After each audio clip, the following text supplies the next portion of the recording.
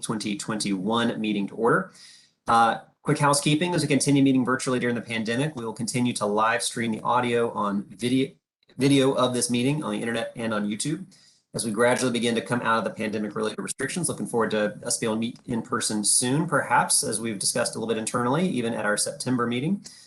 We have talked about different ways to, of course, accomplish hybrid needs and be able to make that work, but hopefully we may see something in September. While you're all familiar with our process, it's a little echo there. I think we need some mute. There we go, that works. Thank you. We're all familiar with our process for virtual meetings. For the benefit of those that are following the meeting online, I'll briefly review our procedures that we follow during our virtual meetings. To start the meeting, I'll turn to Lynn, who's going to take a roll call of members and alternates to document your presence at the meeting, determine that we've got a quorum. And then for the agenda item, I'll have the presenter complete their briefing, then invite questions from members. And what we do is do it by jurisdiction. For the action items this month, we'll tweak the process a bit. As usual, I will first have the presenter complete the briefing, then invite questions by jurisdictions on the briefings received, and then we'll make a motion to adopt the resolution, followed by a second of the motion. We'll then discuss the motion made. When we get to the vote, we'll have the staff take a roll call vote, and members can state their votes as yes, yay, nay, or abstain. Lastly, just a quick friendly reminder, as we all have for the last year and a half, please mute your microphones when you're not speaking, and remember to hit the unmute button when it is time to speak. So with that, let me turn to Lynn to take a roll call and help us get started. Great, thanks. I do want to start by saying, especially when you should each refresh your TPB meeting page when we post additional materials and updates. The default is to go back to the original version. So I would just take, for the rest of you who aren't listening to your names, please just refresh your page. That way you will have the most up-to-date materials. All right, I'm going to start with the District of Columbia. I'm going to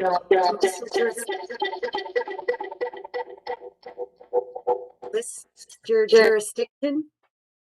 And if you just state your name, I'd appreciate it. We'll capture your name. If I happen to go too quickly and miss you, I'm also monitoring the participants list, and we should capture you there too. So, District of Columbia, District Council, Miss Pinto or Miss Hanson? This is Ella Hanson, Councilmember Pinto's alternate. Thank you. District Council, Mr. Allen. I'm here. District Council, Miss Henderson. District Office of Planning. District Department of Transportation. Sorry, Lynn, I'm sorry. Andrew is for some reason having technical difficulties. He's here. He'll be live soon. And I got you too, Kristen. Thank you. District Department of Transportation. Anna Chamberlain here. Thank you. Moving on to Maryland, City of Bowie. Charles County. Present. Thank you. Gotcha, Mr. Collins, and Jason too. College Park. Frederick County. Kai Hagan, Frederick County Council, present. Thank you. City of Frederick. Kelly Russell, City of Frederick, present. Thank you. Gaithersburg. Neil Harris is present. Thank you. Greenbelt. Good afternoon. Emmett Jordan, Greenbelt, present. Thank you. City of Laurel. Montgomery County Executive. Gary Arnrich represented the Montgomery County Executive. Thank you. Montgomery County Legislative. Evan Glass is here. Thank you. Prince George's County Executive. Harry Bellamy here. Thank you. Prince George's County Legislative. City of Rockville. Bridget Donald Newton is here. Thank you. Tacoma Park. Hello, Casey Kostick is here. Hello. Maryland House of Delegates. Mark Corman. Maryland Senate seat is vacant. Maryland Department of Transportation. Earl Lewis here. Thanks. Moving on to Virginia, City of Alexandria. Koenig, present. Thanks. Arlington County. Christian Dorsey is present. Thank you. City of Fairfax.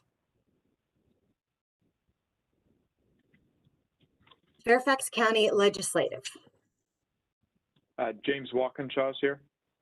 Thank you. Jeffrey McKay is here. Thank you. City of Falls Church. Here. Thanks. Fauquier County. Adam Schellenberger here. Thank you. Loudoun County. Matt Letourneau's here. Thank you. Kristen Umstad is here. Thank you. City of Manassas. Good afternoon, everyone. Pam Sebeski here. Thank you. Manassas Park. Jeanette Rischel here. Thank you. Prince William County. Ann Wheeler here. Thank you. And this is Paula Belita, alternate, awaiting Supervisor Angry. Okay, thank you. I'll keep an eye out for him. Virginia House of Delegates is vacant, but we do have a new representative for Virginia Senate. Mr. Marston? I saw him on the list. This is Jimmy Rogers for Senator Marsden's office. Okay, thank you. Virginia Department of Transportation. This is Maria Sinner with VDOT. Also with me, Mr. Rob Carey. He is our Chief Deputy Commissioner representing Ms. Valentine's, Secretary of Transportation for Virginia, present. Great, thank you. WMATA. This is Sean. Thanks, Sean. So moving on to our ex officio voting folks, non-voting folks, sorry. Federal Highway Administration. Sandra's here. Thanks, Sandra. Federal Transit Administration. Hi, Dan Koenig with FTA is on. Thanks. National Capital Planning Commission. Metropolitan Washington Airports Authority. And National Park Service. Thank you. That completes roll call.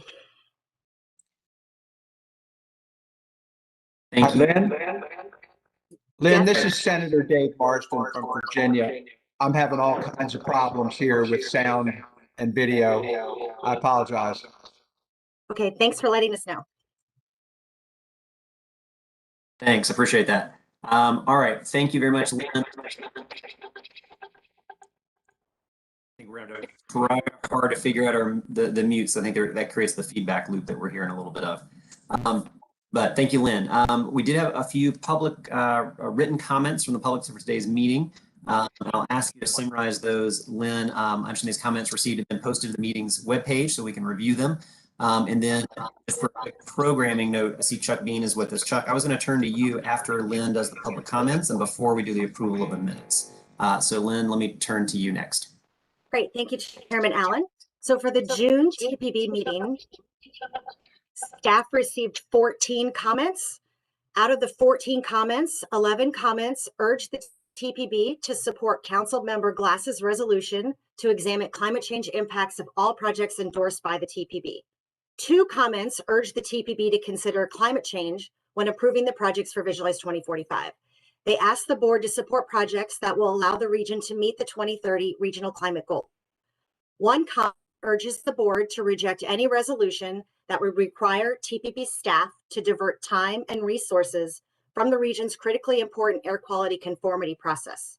It also urged the TPB to reject any resolution that calls for the removal of projects from Visualize 2045. As Charles Allen stated, a document with all of the comments can be found on our TPB event page, the meeting page. That concludes my report. Thank you. Thank you very much, Lynn. Next, before we actually move to the approval of the meeting minutes, I did want to recognize Chuck Bean to be able to help share some news with us that I think is important. Chuck, let me turn to you. Thank you, Mr. Chairman. I am sorry to share some sad news. After a long fight with cancer and a precipitous recent downturn in his health, we learned this morning that Stuart Fordberg passed away yesterday. Stuart was hired by COG's first executive director as a young graduate student coming out of MIT, a civil engineer focusing on water quality. This is not long after Lyndon Johnson called the Potomac River a national disgrace. Stuart was at the hub of data-centered decisions and facilitate collaboration on the cleanup of the Potomac and dozens of other challenges through the years. He staffed the original MWAC committee. He was at the origins of the creation of CPC. I expect more details about a funeral, possibly Friday, to become available later today. And if you would like more information about the service or where to send condolences, please contact Pat Warren, and I will put Pat's email in the chat. Thank you, Mr. Chairman. Thank you, Chuck. I hope everybody was okay with just a quick diversion on the agenda. That was really important information to be able to share. And I'll say, Chuck, I think on behalf of everybody, it's devastating and sad news. And I could tell just by the reaction on a lot of people's faces as you shared that news. So certainly on behalf of the entire board, I know I can confidently say that we all want to express our condolences. And I think that if you do have as the details emerge for a celebration and for condolences, to be able to help share that with the whole board, I think would be appreciated. So members that worked with and knew Stuart have a way to be able to do that. So thank you, Chuck. Appreciate that. With that, let me move to our second agenda item, which is the approval of our May meeting minutes. As always, we start with the review and adopting of the minutes from our May 19th meeting. Before I ask if there are any comments or changes, let me make a motion to adopt the updated minutes of our May 19th meeting. And then let me have a second, and then we'll turn to any comments or changes on that. So is there a second? Yeah, Emmett Jordan, Greenbelt, I'll second that. Thanks. I heard Emmett Jordan. So thank you very much, Mr. Jordan. Let me turn to see if there were any comments or changes on the minutes. All right, hearing none. Then let me move then to a vote on the minutes. And again, I'll do this by jurisdiction. You only need to say nay or abstention. Basically, if you stay quiet, that means yes. So let me first turn to District of Columbia. Let me turn to Maryland. Let me turn to Virginia. And let me turn to WMATA and any federal agencies. All right, hearing no nays or abstentions, record reflects unanimous vote in support. Thank you very much. Next, we're going to turn to item number 3, which is we have a written summary of the June 4th meeting of the technical committee. I'm going to turn to Jason Groff to help highlight any of those issues. And then after that, Jason, we'll turn to any questions from members. So let me turn over to you, Mr. Groff. Thank you, Mr. Chairman. Can you hear me okay? Yep. Okay, great. Excellent. Okay, so the technical committee met on Friday, June 4th, and we covered several items, including 4 of the items that are on today's agenda, so I won't go into any detail. We had a robust discussion on the items that I'm sure we're going to have a robust discussion on today. That being said, we had several informational items that I thought might be of note to the full board. First of all, we got a briefing from staff and the consultant ICF on the TPB climate change mitigation study of 2021. This is the literature review phase, and I'm sure that the full board will get a briefing into the future of this. But it's a pretty fascinating dive into climate change mitigation in the transportation sector. So we look forward to that on the full board. Also, we got an overview of the establishing a baseline understanding for post-pandemic new normal and regional transportation. That's just as it sounds. It's really something we're all wondering on how things are going to change and progress as we get back to normal, so to speak. And then finally, on our agenda was an overview of the aspiration to implementation. And this is real regional transportation planning at its best. This is the earliest stages where staff is describing their public outreach strategies, including social media, basically taking the aspirational initiatives in our various documents and seeing how they will turn into reality. So in a future briefing to the board, I'm sure we'll get deeper into that. Finally, the last thing I would say is when you get an opportunity, if you haven't already, I encourage the members to look at the last item on the technical committee meetings agenda each time. We get briefings from staff. It's sort of a lightning round of where things stand. But programs such as the TAP program, Transit Within Reach, Voices Within the Region, so on and so forth. We get monthly updates on that, and I encourage you to stay aware of those programs so that your jurisdiction can apply for grant funds for the ones that are that type of program. Be prepared early and ahead of time so that your jurisdiction can really take advantage of those things. With that, Mr. Chairman, I'm going to turn it back to you. Thanks so much. Thank you very much, Mr. Groth. Let me see if there are any questions for Mr. Groth.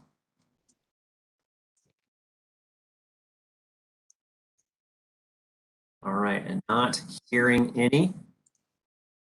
Thank you very much, Mr. Groth. Appreciate that. Thank you as well. Absolutely. Next, we'll turn to agenda item number 4, our Community Advisory Committee. Committee report. We have a written summary of the June 10th meeting. Lisa Walton, who's the chair of our committee, let me turn to you to see if there's anything you want to help highlight for us. And then after that, we'll turn to questions. So Ms. Walton, good afternoon. Thank you, Chair Allen. Good afternoon, everyone. We met last Thursday from 7 till 8. The first hour of our normal meeting from 6 to 7 was a Visualize 2045 public event, which a number of our CAC members also attended. Following that, Lynn Erickson walked us through the TPB agenda for today. And then Nancy Abelies, the former CAC chair who you heard from last month, gave us an overview of last month's TPB meeting and the work session, including the I-270 proposal and those discussions around that. There was a lot of interest and a number of comments from CAC members, although no clear consensus, but clearly it's something that a number of our members are very interested in.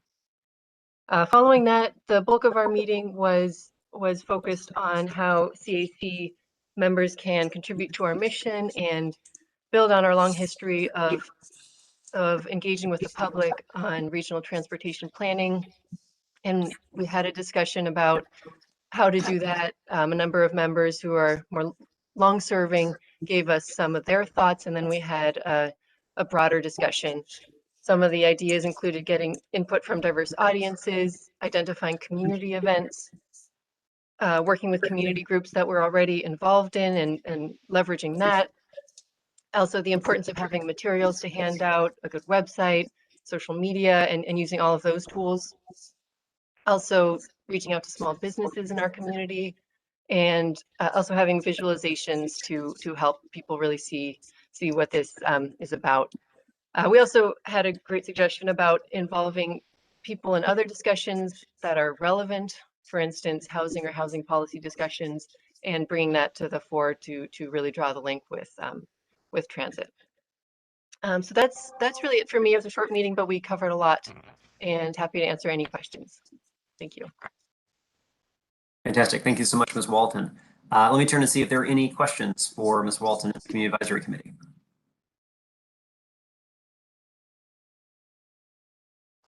All right, I'm not hearing any. All right, Ms. Walton, thank you very much. We appreciate it. Thank you. Next, then, let me turn to item number 5 on our agenda, which is our steering committee actions and report from the director. Everyone has a written summary of the June 4th steering committee meeting and report from our staff director. So Conti, let me turn to you for your presentation.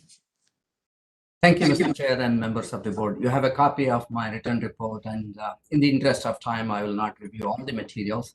I'll be glad to respond to any questions, however. I would like to highlight just a couple of items.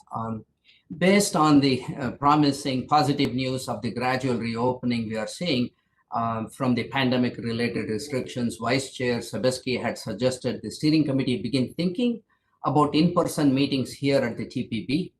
So the steering committee had a good discussion. No decisions were made. And just a heads up that there will be a survey sent to each one of you in the latter part of July, early part of August, seeking some of your thoughts. There is a memo on the options that was discussed at the steering committee. And also COG will be acquiring some new audio and visual equipment, and staff will be testing many of these during the summer months to be prepared to begin to host modified in-person meetings starting September. The other item I would like to draw your attention is on page 21 of my memo. It's a memo from John Sherman sharing the recommendations of the selection committee to fund 5 project proposals that were made by member jurisdictions under the newly created Regional Roadway Safety Program. These 5 projects will receive, upon your action next month, a total of $250,000 in technical assistance to improve roadway safety in our region. This is the first of the annual program set of grants. Another item, page 33, is a staff memo from Karen Armandaris describing a public outreach activity that staff has begun, and it will run through the end of July. So if you hear from your constituents, I want you to be aware that this is a TPB activity that we are calling aspiration to implementation. This is where staff seeks to reaffirm the importance and the impact of the aspirational initiatives we'll have in the region by discussing with members of the public as they interact with the various projects and improvements going on, essentially trying to understand how these would actually make a difference, would make an improvement in their daily day-to-day activities and in their living. The last item I would draw your attention to is on page 54, is a staff memo from Nicole and John notifying the board that a new biennial technical assistance program called Transit Within Reach has been kicked off, where the TPB will be providing technical assistance grants to jurisdictions which have ideas or proposals on ways to improve walk and bike access to the high capacity transit stations in the jurisdictions. This is one of the aspirational initiatives, as you know, and there will be about $250,000 under this new grant program. That's a quick review of my report, Mr. Chairman, and I'm happy to answer any questions. Thanks. Thank you very much, Kanti. Let me turn and see if there are any questions for Kanti.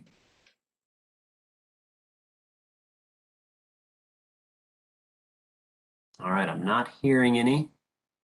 All right, Kanti, thank you very much. That's going to lead us 15 minutes at least ahead of schedule already to item number 6, the chairman's remarks. And I'm going to be very brief to keep things moving as well.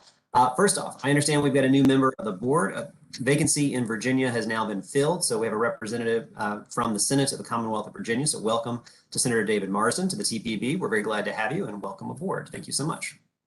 Let me also be brief in my comments here and begin by saying the steering committee had a detailed and informed discussion about today's agenda. I have a hunch. I know there's a lot of discussions that have continued amongst the board members. I anticipate a fairly healthy, robust, and perhaps even lengthy discussion today. And the action items are time sensitive, however, so we cannot run out of time. So to ensure that we don't run out of time, we basically cleared today's agenda to focus on these 2 items. I'm going to request at the outset that all of us, myself included, please be mindful of the time and make sure we save some of it for others. I've asked the same of our TPB staff in their briefings to please be able to be aware of that timing. The agenda that we did last week has 2 action items. One is under item 7 and another is under item 8. Item 7 is us acting to approve a set of projects and the scope of work for staff to begin the air quality conformity analysis for an updated long-range transportation plan. Item 8 is us undertaking a parallel scenario study that would provide additional analysis of the climate impacts of our long-range transportation plan. Staff had sent a lot of materials in our read-ahead packet for both item 7 and item 8 last week, and I know we've all read that.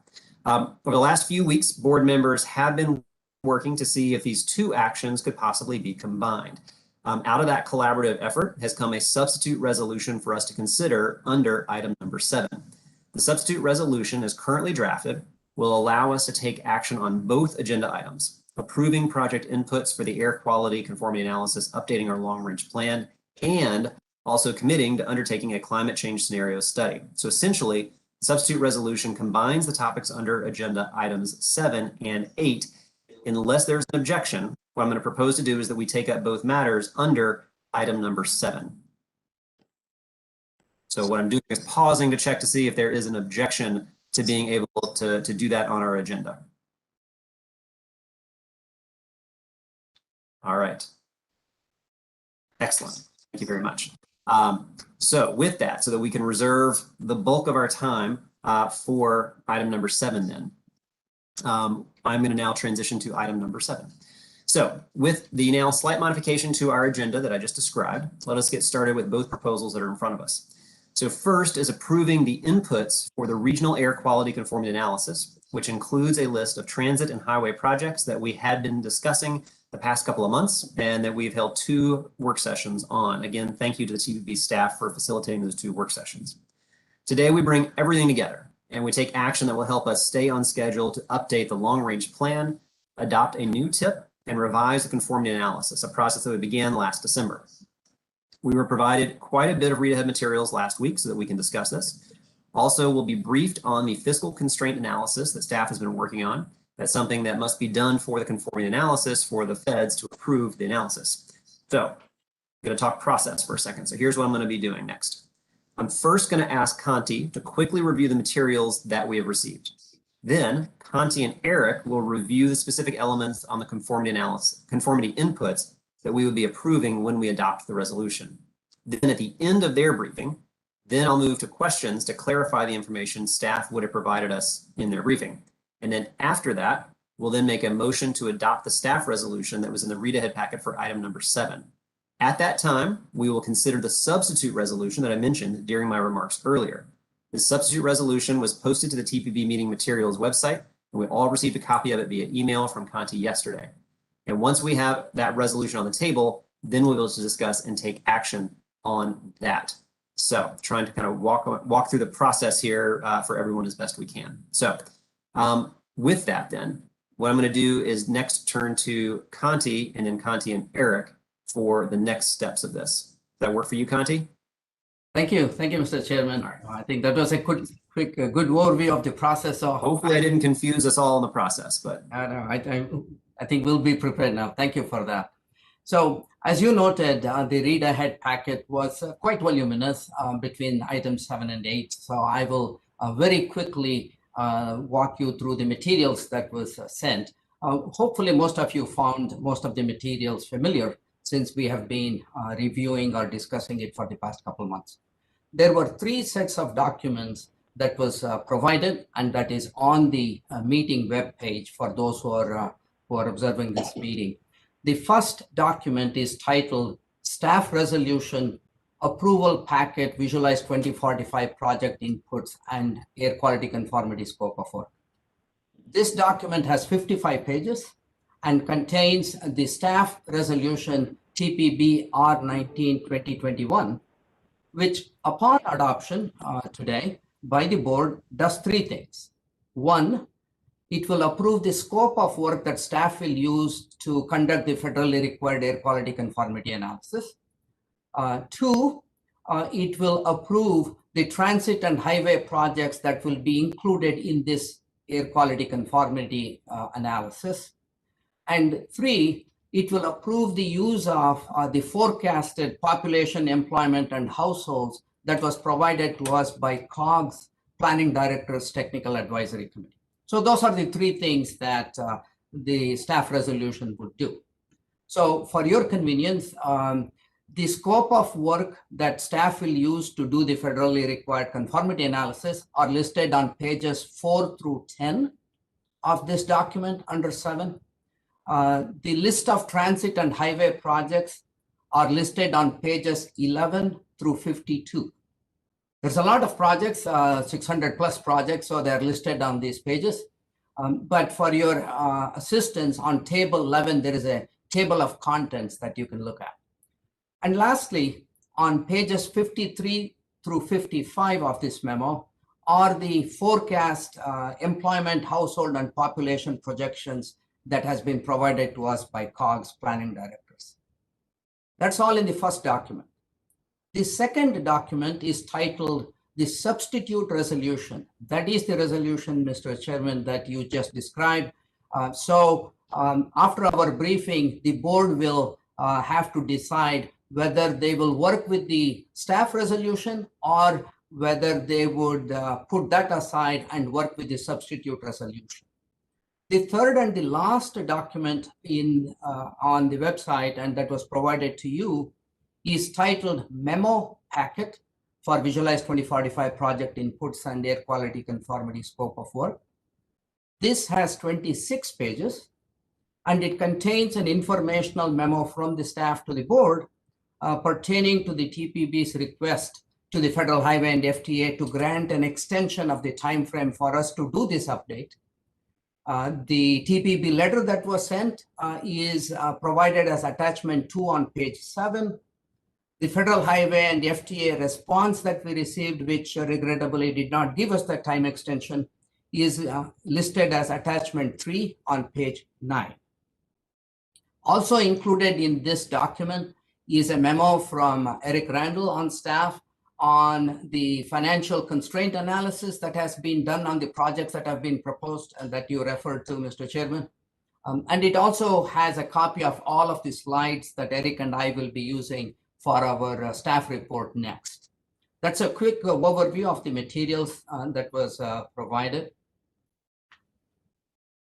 And before we begin the staff report, Mr. Chair, maybe I could ask if there's an interest on the board for me to walk through the staff informational memo pertaining to the time extension and all of that, or if that is something that the read ahead material has been clear and accepted, we could skip that and go to the slide deck. It is, we are prepared to do both. I'm just offering that choice to you in the interest of time.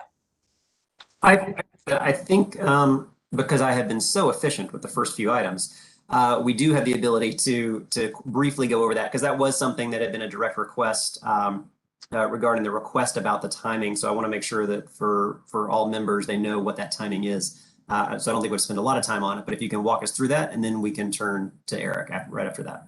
Okay, thank you. So Leo, if you can bring up the memo, and as you bring it up, if you could please go to page 7. I'm sorry that we'll be skipping around a little bit.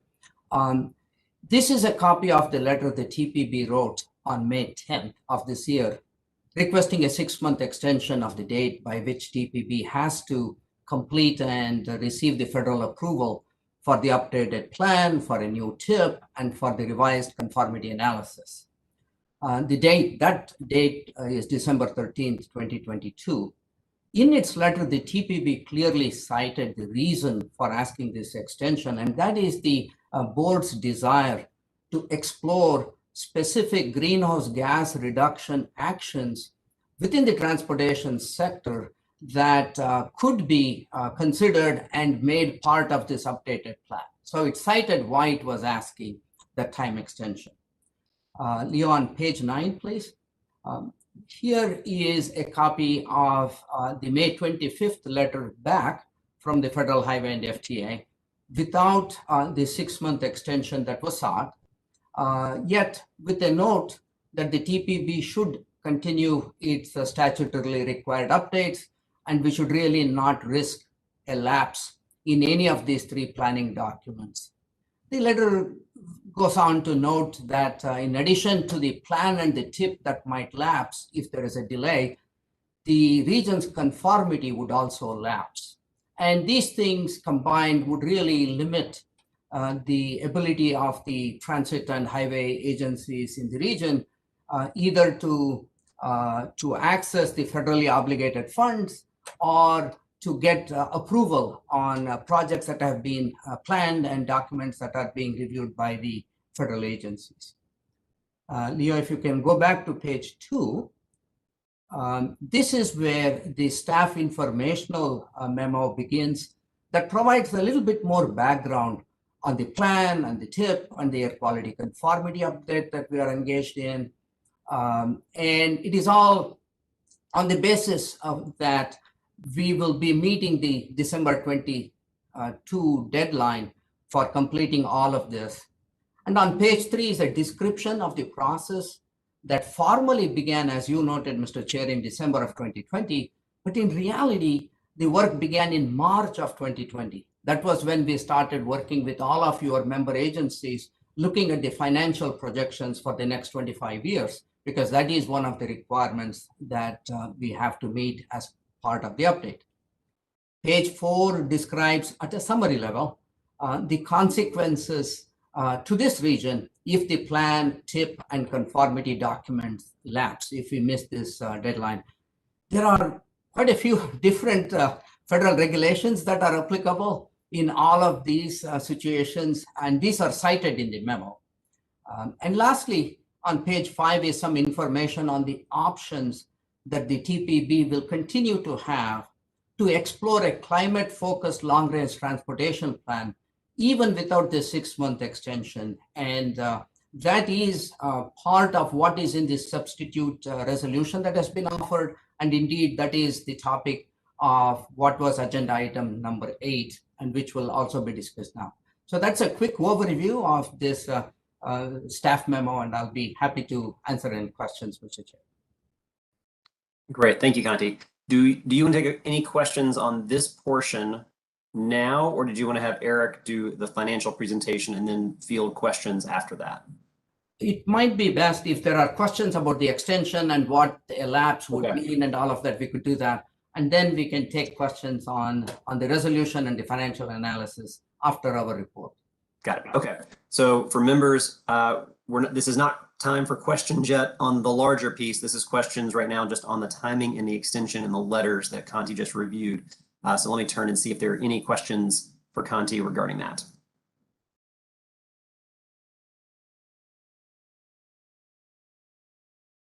All right. I'm not seeing or hearing any, Kanti. Thank you, Mr. Chair. All right, so excellent. Leo, if you can pick up the slide deck. I will get us started and then hand it over to Eric. So starting on slide 2, this is what you are being asked to approve today. It is essentially approving staff to begin a 9-month-long process of a technical analysis to demonstrate that the long-range transportation plan will be able to conform to the ozone-related emissions limits that have been established for this region by the EPA. So there are 3 components that are part of this resolution, and those 3 together are what we refer to as conformity inputs, right? So the TPB is legally required to develop and also document these that would allow the 24-member jurisdictions, highway and transit, and get access to federal funds. So that is what is in the plan.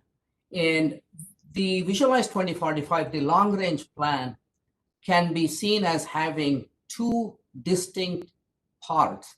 One is the federally required, financially constrained list of projects that we plan to implement, operate, and maintain over the next 25 years. That is, the conformity analysis is performed on that set of projects. Another part of Visualize 2045 is our aspirational plan. These are, right now, the aspirational initiatives are not projects per se, but they are priority principles around which to develop projects, programs, and policies. This is not federally required, nor is it constrained by the financial analysis that the feds require.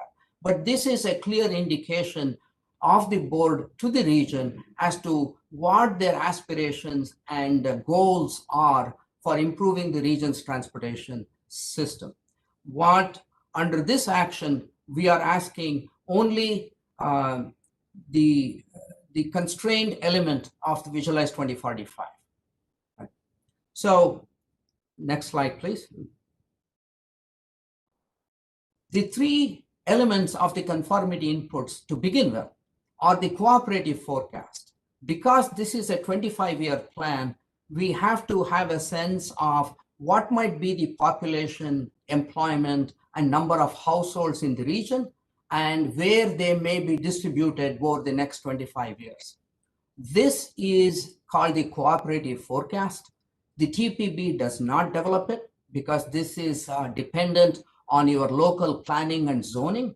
So COG has a committee of your local planning directors, and they develop this, and they approved this and they provided to us for our use in air quality conformity. All of this information that we received from them is included in the packet that you have today. It is under attachment 3 of the packet that I reviewed earlier. Next slide, please. So slide 3, one more word on the cooperative forecast. The cooperative forecasts are generally referred to by round numbers, around 9.0, 9.1. The current forecast is referred to as around 9.2 forecast. It updates around 9.0. One thing to note is, since these are long-range forecasts, they do not reflect short-term or the current disruptions due to COVID and other such disruptions, or in the past, if there has been a recession, it does not reflect that. The next major round of these forecasts would be round 10, and that will be prepared in the future, in the coming year or so, particularly after the results of the census, 2020 census, becomes available to the planning directors. Next slide, please. So slide 5, this is the summary of the air quality conformity analysis, the scope of work. These are the ones that are federally prescribed, and we are making sure that the public knows that this is what we will be using. And all of this is described in greater detail in attachment 1 of the memo. But what you will see here is that we will be using 2 different models, the TPB's travel demand model plus another emissions model that is produced and provided by the US EPA. MOVE's 2014B is the current officially approved model. That is what we will be using. On line 3, you see that we will be conducting a test that is called the conformity test to make sure that the emissions in the future, not just today, but all the way through 2045, the ozone-related emissions will be below the limits established for the region. Not greenhouse gases. There are no federal standards or limits for greenhouse gases, but ozone is what we will be conforming and reporting. And then what land use activity, we just talked about that. And then under the network inputs, this is where the third component of what you'll be approving today comes in, and that is the list of highway and transit projects that will be included in the analysis. These were listed under attachment 2. Those were pages 10 to 53 that I mentioned earlier.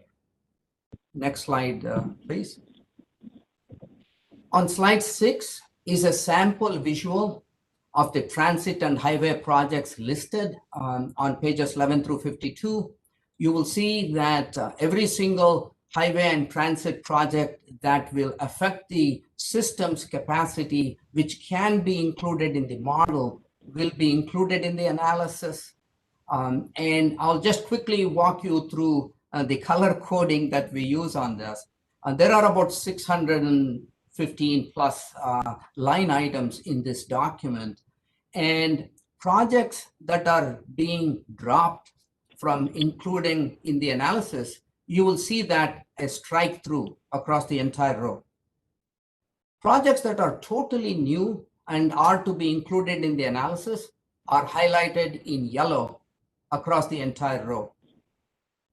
Projects where there are changes to certain elements, such as its name or the year in which it is anticipated to be completed, if any particular element of the project is to be changed in the analysis, then you will see only certain cells highlighted.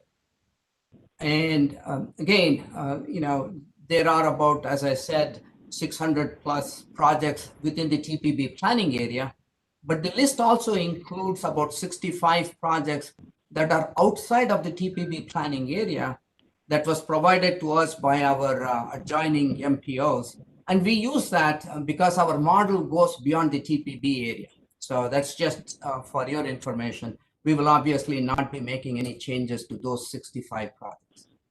slide 7.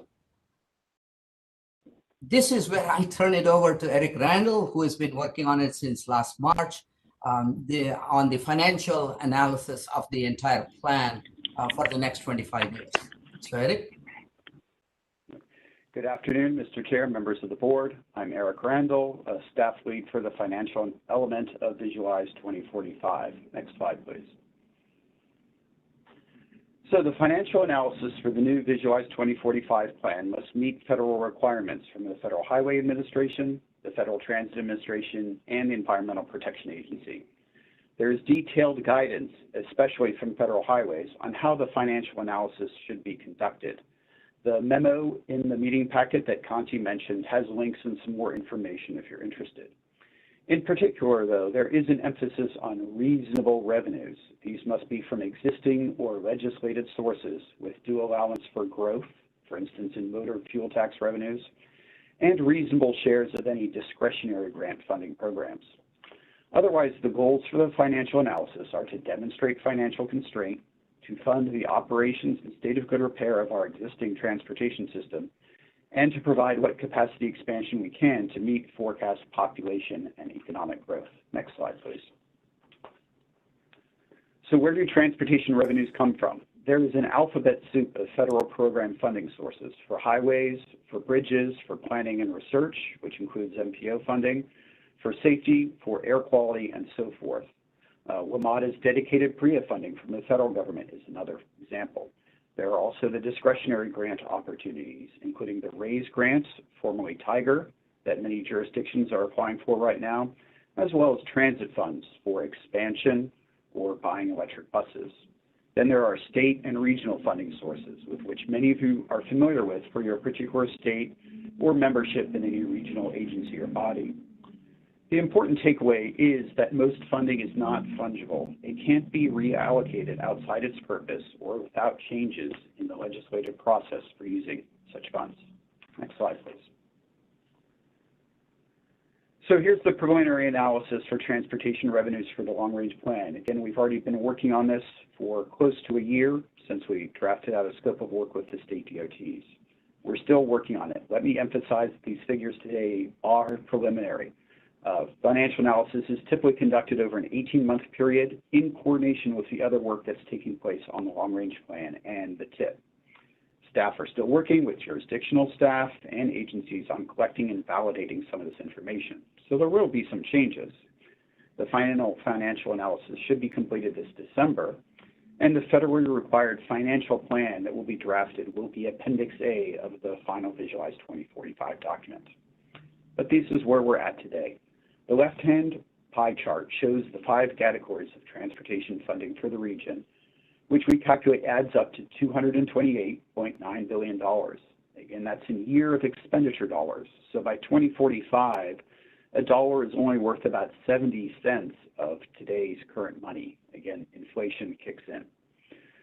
The right-hand chart, the bar chart on the right, shows the revenues for DC, for suburban Maryland and Northern Virginia, and where those revenues come from by state region, as well as Metro, noting that a good portion of WMATA Metro's revenues come from 3 state regions. So it's taking those blue and purple chunks and repeating those under the WMATA bar chart, just to show where WMATA's revenues come from.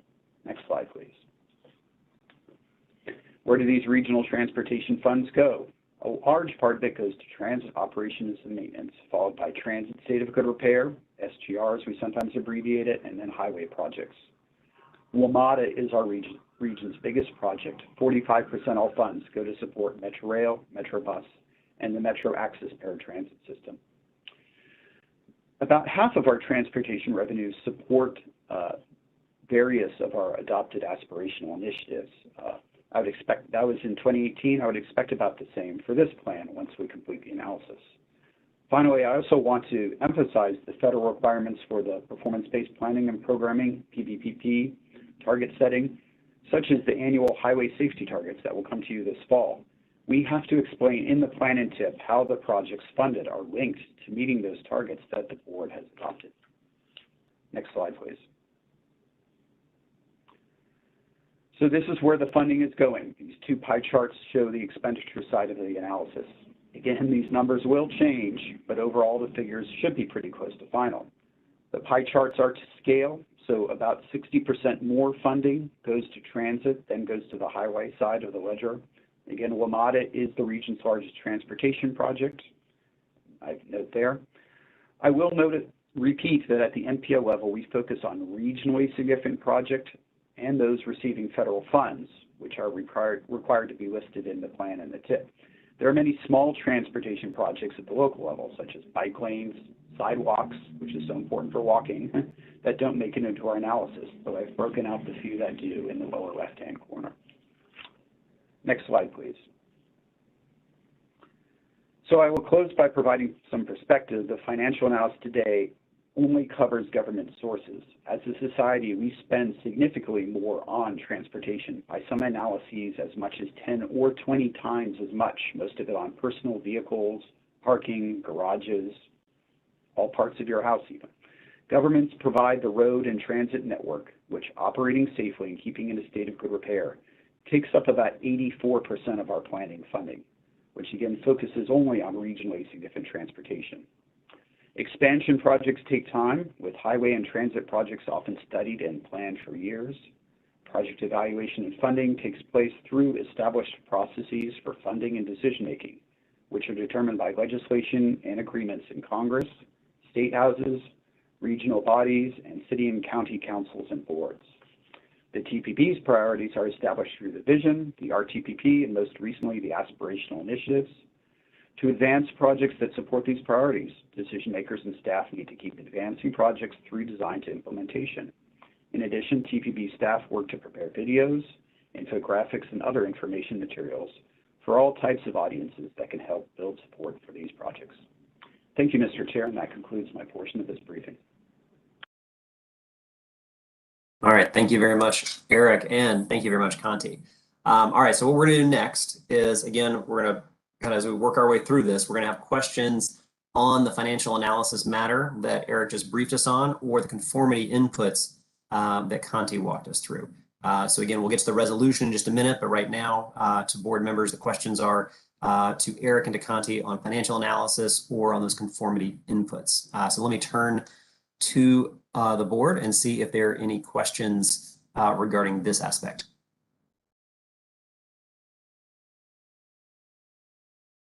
Chair Allen, I do have a question. This is Casey from Tacoma Park. Okay, Casey. I have a question about the air quality conformity analysis and a request related to that. In thinking about the work plan and the information that we'll be getting from that, I'd like to be able to see how that compares with the findings from the climate change mitigation study that will be happening concurrently. And I understand from talking with Mr. Srikanth that it is not possible to incorporate both of those into the plan that is submitted to the federal agencies.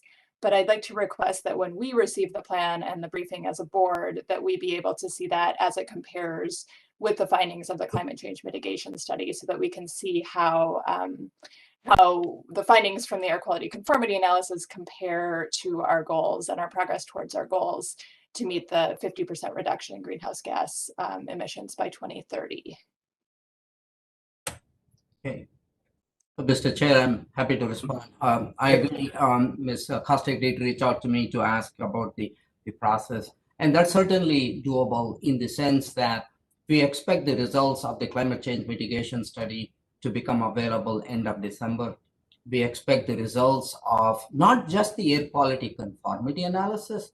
Since 2010, the TPB, every time it revises the plan or amends the plan, it has not only been revising the conformity analysis, but it has voluntarily been calculating the changes in greenhouse gases and reporting it to the board and to the public that this is what this plan will provide. So that we have been doing that for the past 11 years, and I anticipate that to continue, except this time we will have the results of the latest climate change mitigation study, which we will be able to say, this is what the plan does, and this is what the climate change mitigation study says. So that's certainly something that is doable.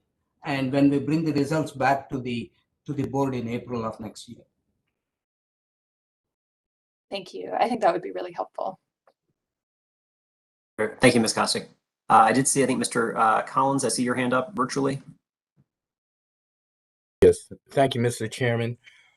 My question is more so related to the long-term view of the plan itself and implementation of projects that are not actually articulated directly in Visualize 2045.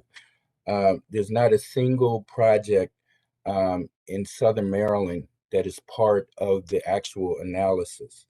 As it relates to emphasizing climate change, I think it is critical to note that the 301 corridor is considered one of the worst actual transportation thoroughfares throughout the entire state of Maryland.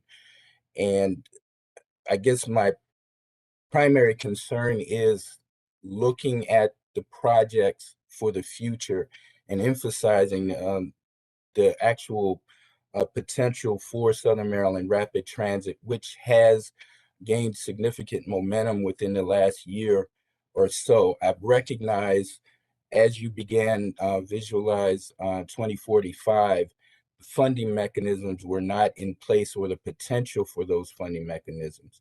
But I guess my question is, as you look in the long-term future of overall planning, how will we address, this particular region that's not even represented in the overall plan itself? Hey, Mr. Conti? yeah, just to be clear, if I understood the question correctly, transportation projects that are probably underway or being planned in the county may not be fully reflected in this. And then the broader question is, how about other project proposals that would truly affect the transportation system performance over the longer term, which have not been funded? How do we examine that?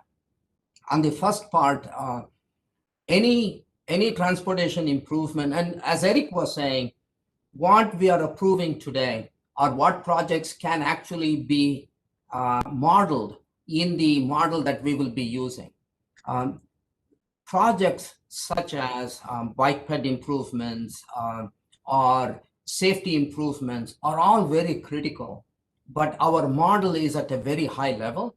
They will not be able to include those, so those are not listed here. So those projects are hopefully documented in local plans, and we on the TPB website do draw attention to other projects that may not be listed and identified in the TPB plan. The larger question of what about other needs, transportation improvement needs, such as the Southern Maryland Transit Project, Mr. Collins, you referenced, what about that? When do we examine the impact of that? There are two ways of doing it. Once there is funding secured for the project, whether it's federal or local or state, and the project is able to move towards construction, it can officially be included in the TPB's conformity analysis, and the region can see the benefits of projects such as that. Alternatively, if we want to examine the impacts of projects that are not currently funded and therefore cannot be included in the TPB's conformity analysis, the TPB can do a scenario analysis. We can assume a set of improvements that may not be funded yet, but that could improve the system performance. That is something that the TPB did in 2017. I think Mr. Allen and Ms. Newton headed that effort under the Long Range Plan Task Force.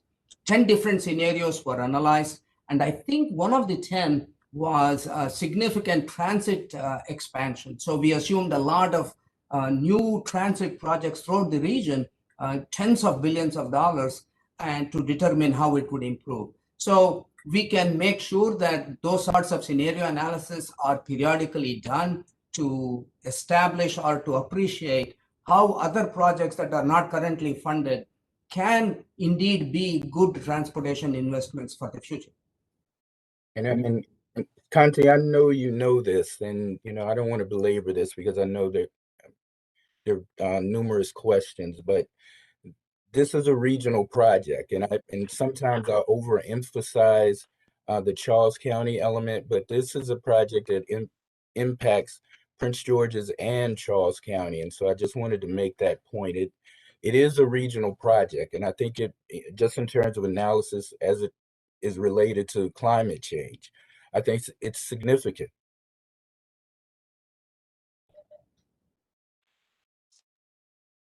Great. All right. Thank you very much. This is Earl Lewis with MDOT. I would like to just follow up on Reuben Collins' comments about the importance of transportation projects in Southern Maryland. And as he's aware, we're working with our federal delegation to see if we can get some additional federal funds to help move forward the planning process for SMRT. So obviously MDOT is committed to working with Southern Maryland. He's right. It's more than just Charles County. It's Prince George's County as well. So thank you for those comments and pointing that out, Reuben. It's appreciated.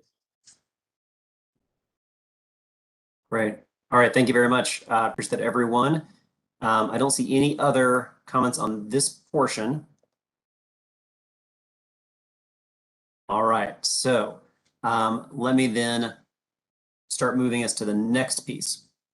So as I mentioned earlier, we've got a staff resolution, which is R19-2021, that would have us act on these inputs, but does not say anything about the scenario study we wish to undertake to change the contents of the long-range plan in future updates. So that's something we would discuss separately under the next item. I also mentioned, though, there's a substitute resolution that's being offered that allows us to act on both approving conformity inputs and the scenario study. So we make sure we decide procedurally here which of the two resolutions we'll use for our discussion and our action. To help us decide, Conti, what I'm going to do is turn to you and ask you to review the contents of the resolutions and then highlight those key differences so that we're all on the same page of understanding what those are. I think you might even be able to do a bit of a side-by-side comparison there to help us see that. So I'll do that, Conti, turn to you, and then what I'll do is turn to any questions for Conti about the difference in the two resolutions. So Conti, let me turn to you now. Thank you, Mr. Chair. So Leo, if you could go to the next slide. So as I mentioned, there is a staff resolution under agenda item 7, and then there is the substitute resolution also under item 7. So what you see on the screen now is the staff resolution that really is very limited to the board, if by adopting this resolution, will be approving the scope of work we will use to conduct the analysis, the projects that will be included in the analysis, and the forecast of population, employment, and households that will be used in the analysis. Those were it's very limited to that. And that is what is in the staff resolution. The substitute resolution that has been offered includes all of this, plus, next slide, the topic of what would have been the next agenda item, which is, as Chairman Allen noted, the board has talked about how important it is to begin to transform our long-range transportation plan to reflect projects, programs, and policies that will not only address our mobility and accessibility needs, but also our climate change goals as well.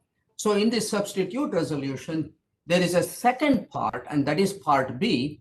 And what adopting this substitute resolution would do is approve the conformity inputs and also commit the TPB to initiate an update, another full update of the long-range transportation plan with a target date of 2024, and that the development of such a plan in 2024 will include the consideration of multiple build scenarios and an analysis of each scenario's impact on the region's adopted goals and targets, including reduction of greenhouse gas emissions. The resolution would also say that this 2024 update, the development of this 2024 plan, will be based on the concept of zero-based budgeting. That would mean where all projects, including those that are currently in the plan, will have to be resubmitted for consideration for including in the plan. So we would be starting with a clean slate, provided that the projects currently under construction or are currently funded with federal, state, regional, local, or private funds would be exempt from such a requirement.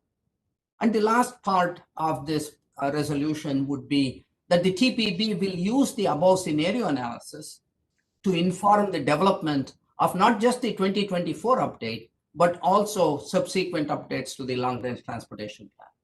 So those are the two parts. So the substitute resolution includes all of staff resolution plus the critical elements of the next item's resolution. That's a quick overview, Mr. Chairman, and I'm happy to answer any questions or clarify things. Thanks. Great. Thank you so much, Kanti. All right. And I apologize if I kind of keep walking people through process because I know there's a lot of questions and discussion. I kind of keep trying to frame our process as we go through this. So what I'm going to do is open up to questions.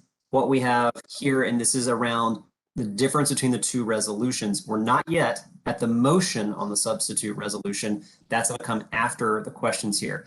But I did want to, since this is essentially rolling in the next agenda item that it has substantial changes to it that have been from Mr. Glass, I want to recognize Mr. Glass first so that he can offer his thoughts on this substitute resolution to help frame that and then be able to open it up for all questions across the board. So Mr. Glass, let me recognize you. Well, thank you very much, Chair Allen and colleagues. You've heard from Chair Allen, and who's been doing a great job of walking us through a lot of the changes that have been made to our agenda, and Kanti and staff. I appreciate the comparison that you just made. But I'll just share with you my thoughts as to why I have introduced this substitute, because what it does is it adds language to the air quality conformity resolution, and it requires a thorough climate impact analysis that will form the basis for our next long-term range plan update. And the foundation of that is recognizing that we are in a climate crisis, and the amending language calls for the acceleration of the next long-range transportation plan, and with work to begin earnestly after we approve the one that is before us, and then approve it actually in the year 2024, which is 2 years sooner than it's mandated currently in 2026. And I've come to this based on lots of conversations with many of you and also regional stakeholders, because I think there's a growing consensus that TPB's long-range planning efforts needs to have a better job, do a better job of accounting for the climate change, and that we need to act with expediency to mitigate it. And so the Transportation Planning Board, a number of years ago, put transit-oriented development at the center of its regional vision. And it did that about 11 years ago, acknowledging that multimodal transportation options are essential to achieving our climate change goals. And we also need to reduce vehicle miles traveled and greenhouse gas emissions. And so the amendment, the resolution that will be before us, is the foundation for the next long-range plan while recognizing the climate emergency that we are in. And for those of us in government, we know that building consensus and making progress takes time and a lot of conversation. And I want to particularly thank the Virginia Deputy Secretary of Transportation, Nick Donahue, for his efforts to help get us to this place with this amendment in a good spot, as well as Chair Allen for accommodating this request on the agenda and for his contributions to this conversation, so that we have buy-in and support from as many jurisdictions as possible, recognizing that we need to move in this direction. And in my opinion, we should have moved in this direction a little sooner, but here we are now having this important conversation, because I think all of us recognize that climate change really prompts this action, it requires it, and that this resolution and amendment are steps in the right direction for TPB to show our commitment to addressing this crisis. So, Mr. Chair, I yield back to you. Thanks, Mr. Glass. And again, we're clear to us so that everybody knows where we are right now. We're not in the formal discussion portion of the resolution itself right now. we're on the portion here, just making sure we understand the difference here. I saw Mr. Enrich's hand. Yes, thank you. Just one second. I see Delegate Taveras' hand, and then Mr. Collins. I couldn't tell if your hand is still up from the previous conversation or if you wanted to jump into this one. Yeah, that was the previous conversation. Okay, got it. All right, so let me turn to Mr. Enrich, and then I'll turn to Ms. Taveras. Thank you very much, Mr. Chairman. Montgomery County Executive would like to separate the Part A and Part B. We like to support Part B. It's very important, as Councilman Glass talked about. But Part A we cannot approve because we would like certain projects removed from the list. And the way it's written right now, Part A doesn't permit the elimination of a project or projects from consideration. So we would move at the appropriate time to separate the two. Thank you very much. Mr. Thank you. Can I turn to Conti? Conti, can you help answer that too for us? Yeah, I appreciate it. Thank you. Thank you, Gary. I just want to offer a clarification, at least procedurally. There is nothing in the substitute resolution that combines or that has part 1, Part A and Part B. There is nothing in that would preclude making changes to the conformity inputs that is in Part A, nor is there anything that would preclude making further changes to what is proposed under Part B. Both of those can happen. And I think as Mr. Allen walks us through the resolution, because typically when any TPB takes any action and adopts a resolution, a motion is made to adopt the resolution and it is seconded. And after the motion resolution has been moved and seconded, there are always amendments to the motion that is entertained. So as part of that amendment process, there will be an opportunity to make changes to any elements of the 3 elements under Part A or the 3 elements under Part B. So I just wanted to clarify that that is doable. It's not necessary to split it, but thank you. To use the combined one is the prerogative of the board. So. Got it. All right, that's helpful. Thank you, Conti. Ms. Taveras, I saw your hand next. And I just want to applaud Councilmember Glass for proposing this legislation. This resolution, substitute resolution, as well as Secretary Donahue for making that tweak amendment addition to make it more palatable for other individuals that have concerns regarding what's being proposed. I would like to say that I am amenable to this because I think it also takes into account some of the political sensitivities and the political dynamics that are coming forward within the next 2 to 4 years. And I think that's something that we also need to take into account. When you have a different chief, you have different priorities. And so I think that this amendment allows for that. And I think that's something that we should also consider as we look to maybe making further amendments down the pipeline to the programs that are being considered, the projects that are being considered on the list. So that's just the point that I wanted to raise. Thank you. All right. Thank you, Ms. Taveras. Let me see if there were any other discussions again on this piece here before we actually get to the resolution. I think I hear a voice. Mr. Chair, Snyder City Foster, I just want to share the support the proposal put forward by Councilmember Glass in its entirety. We've been working in Virginia on a number of alternatives to address the same issues that are addressed in the Glass approach.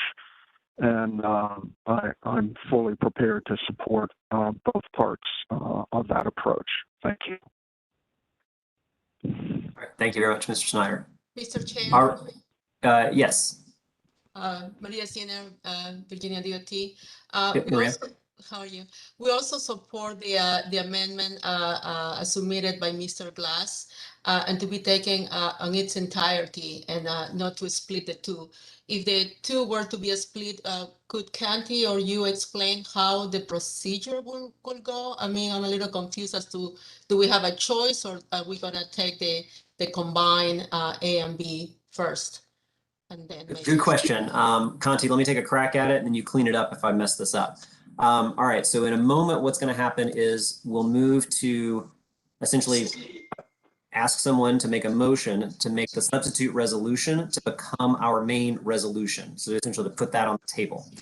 At that point, I guess someone could make a motion to separate those two pieces. What I think that I heard Conti saying is that the concerns that were expressed about having concern if someone were to then make a motion to want to change a certain project, that is actually not precluded. And so there is no need to separate is kind of what I heard. And if I heard you correctly, you're saying, should there be an effort to separate, you then no longer support that underlying resolution. So if I'm reading this correctly, that's how I think I hear the process. But Conti, let me make sure that I'm describing it accurately. Yeah, I just saw TPB's legal counsel give us a thumbs up. I think you got it exactly right. That's always a good sign when legal counsel gives you a thumbs up. Okay. So the first action is the board deciding, do they want to go with the staff resolution, which is just part A, or do they want to go with the substitute resolution with parts A and B? So once that is done, we can decide how we'll move forward. So.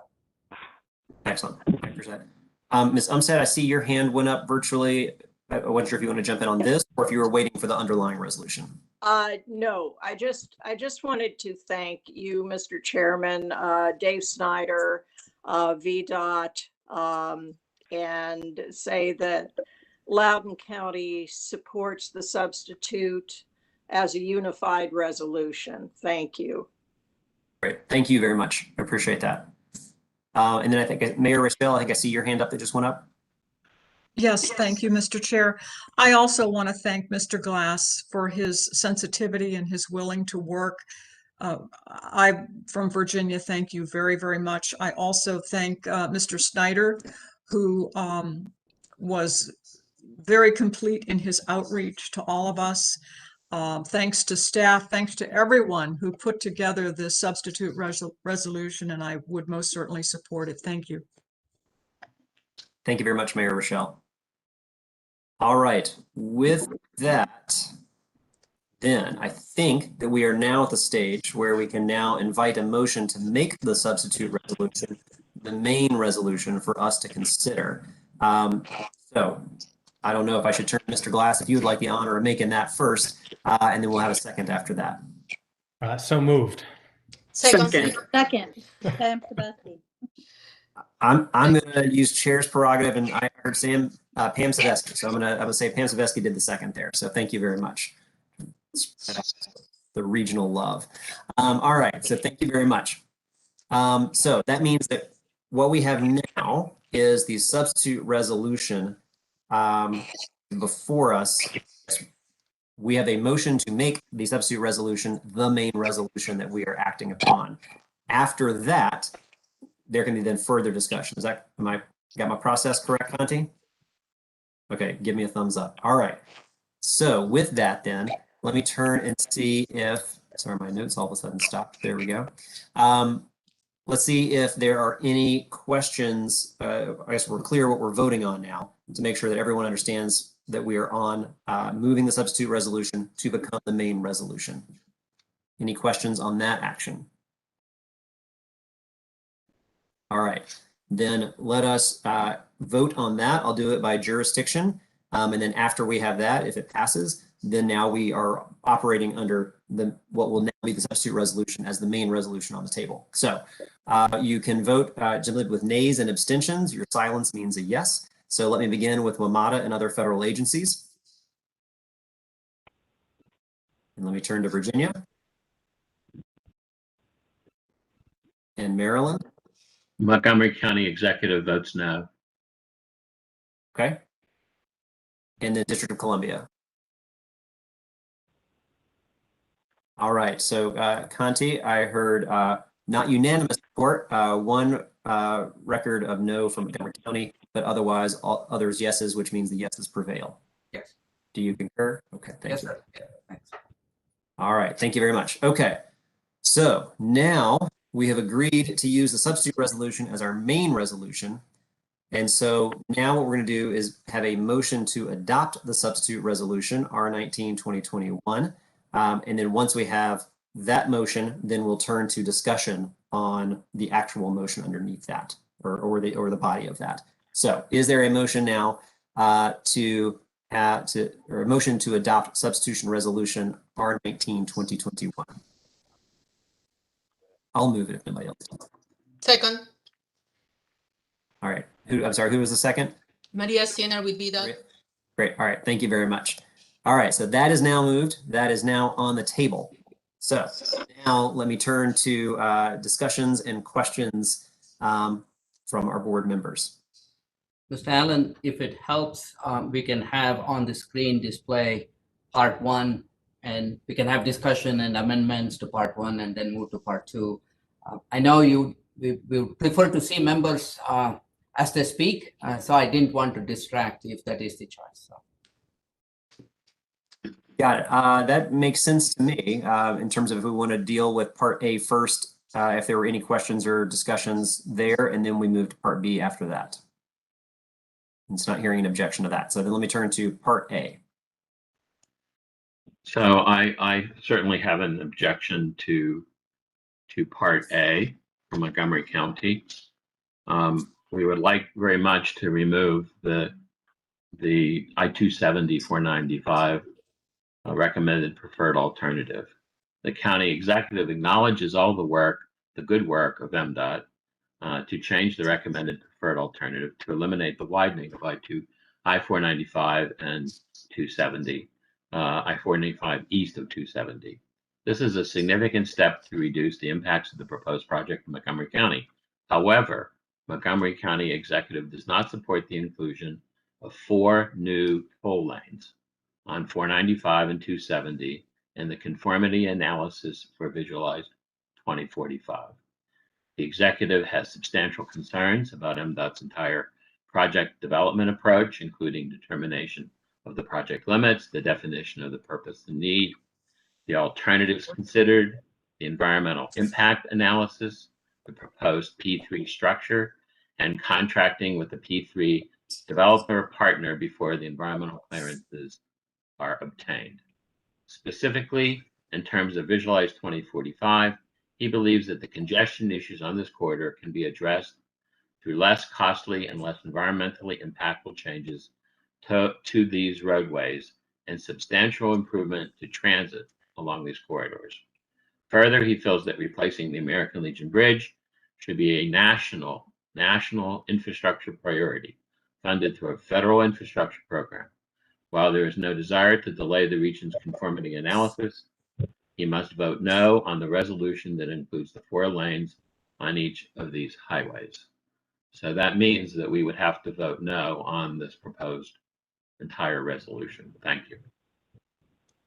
Okay, thank you. So Mr. Nurse, just to make sure we're clear where we are, you were making a motion to strike something, or you're just making a comment? Well, then we would have a motion to strike.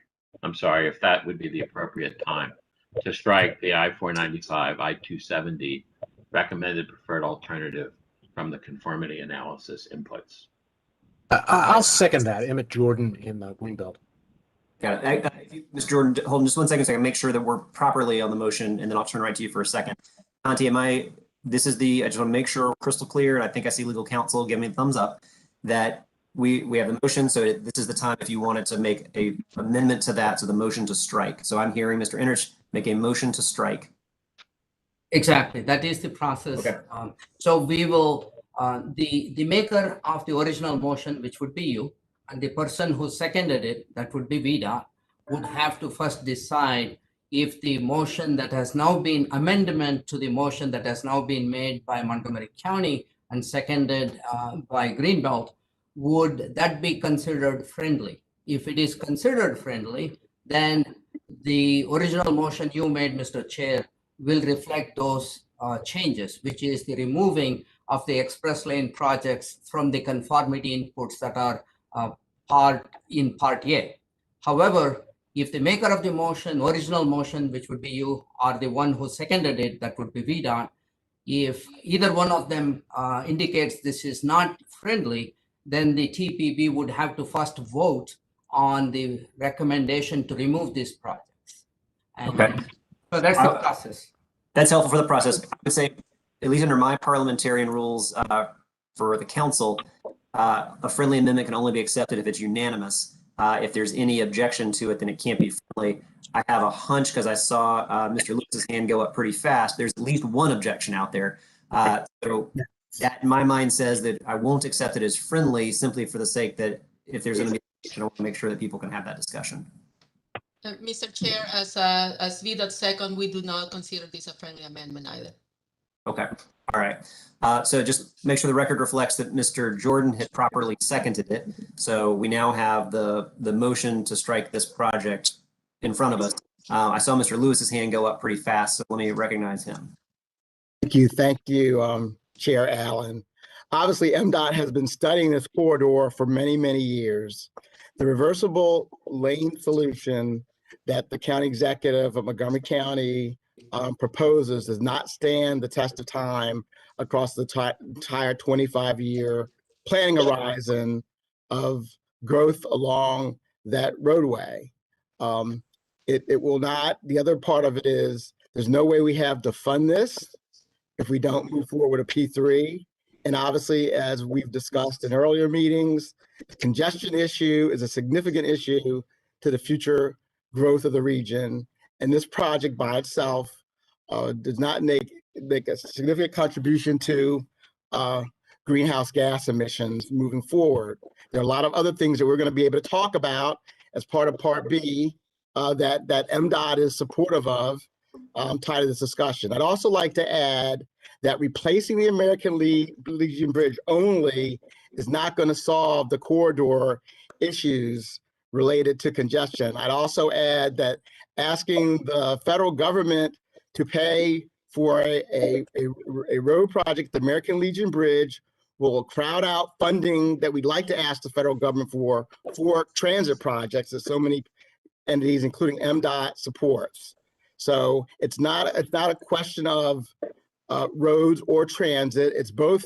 We need transit, plus we need to make strategic investments in our highway network to ensure that it operates efficiently for all of our citizens. The other thing that I'll add is our models that have been run by the Transportation Planning Board and COG has shown a significant increase in access to jobs as a result of the visualized 2045 menu of projects, which includes this project as well. So the consensus that we all came to back in 2017 and 2018, we all agreed upon should still stand. And MDOT is supportive of that consensus for the whole portfolio of projects that we came up with in 2017, which included a mega majority of those voting. I think I attended pretty much every meeting. So I recognize and remember the discussions that we had and the hard choices that we had to make. And this was one of the important projects that made that final cut and is important to the future transportation network of not just the National Capital Region, but the state of Maryland.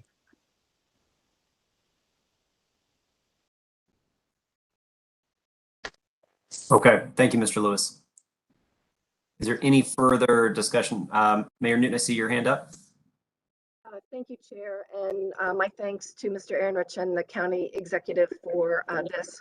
As many of you know, I was the chair of TPB in 2018, have been on TPB for many, many years, and have learned a great deal. And I cannot say enough about the staff.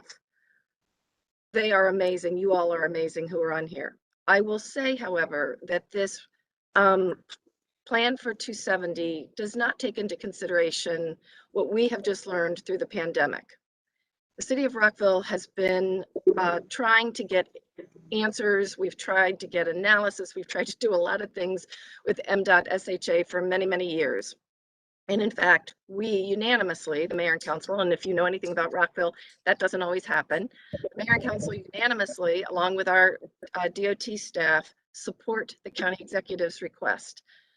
We would like to have answers to the 23 questions that we raised in our November 4, 2020 letter. We would like to have answers to the toll analysis, which has not yet been done. In fact, they will be starting to take testimony on tolls next week. The community will be having a meeting with the MDOT SHA beginning next Wednesday. This is not ready for prime time. I appreciate and value very much TPP's work on air quality analysis. This project does nothing to move our region forward, not in social justice, not in environmental justice, and not the way we should be going. I very much agree with Mr. Collins and his requests for transit in the South. That is what we need on 270. And unfortunately, transit's not included. Reversible lanes would work. 9 Rockville neighborhoods, and I've told you all this before, directly abut 270. They will be terribly impacted in an adverse way. We learned just the other day that it looks like almost 10 acres of Rockville Parkland will be taken for this project. We own 3 bridges. We, the city, own 3 bridges over 270. They will all have to be redone. Water and sewer lines for WSSC at a cost that is now estimated to be in the billions will have to be moved. Who is going to pay for that? Who is going to pay for the Rockville roads, the Rockville water and sewer lines? I really cannot stress strongly enough how important it is that we take the 270 P3 off the table, give it time to come back with the proper analysis, give TPB time to do more analysis into the air quality possibilities for partnering with the federal government. We now, as has been mentioned, have new leadership that believes in equity, that believes in environment. I thank you very much, Mr. Ehrenrich, for your comments, and I ask you all respectfully to honor the wishes of the city of Rockville and help us with this. I'm not trying to take anybody else's project off the table, but this one is not ready. So thank you. Thank you very much, Mayor Newton. I see a couple other hands that have gone up. So I see Kai Hagan and Evan Glass. Let me go to Kai Hagan, Evan Glass, and then Maria. I just saw your hand up, so I'll turn to you, Maria, right after Evan. Thank you.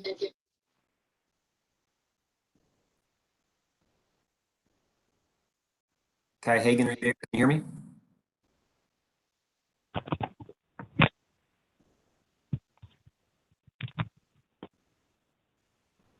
Maybe we'll come back and see if we can get Kai on there. Evan, let me turn to you then, and we'll start to come back to Kai Hagan when we fix whatever's going on there. Sure, thank you. I appreciate the motion from the county executive and the thoughtful comments just made by former TPB chair, Mayor Bridget Newton. She said it way better than I could. So all I want to add to this conversation is that Montgomery County government, and in particular, the Montgomery County Council, is supportive of reversible lanes within that corridor, but is not supportive of the project proposed by MDOT. And so we will, on behalf of my colleagues, I will be supporting this motion. Thank you. I got my problem solved, I think. Okay, thank you, Mr. Glass. All right, Kai, you there? Yeah, sorry, I just switched from my laptop to my phone.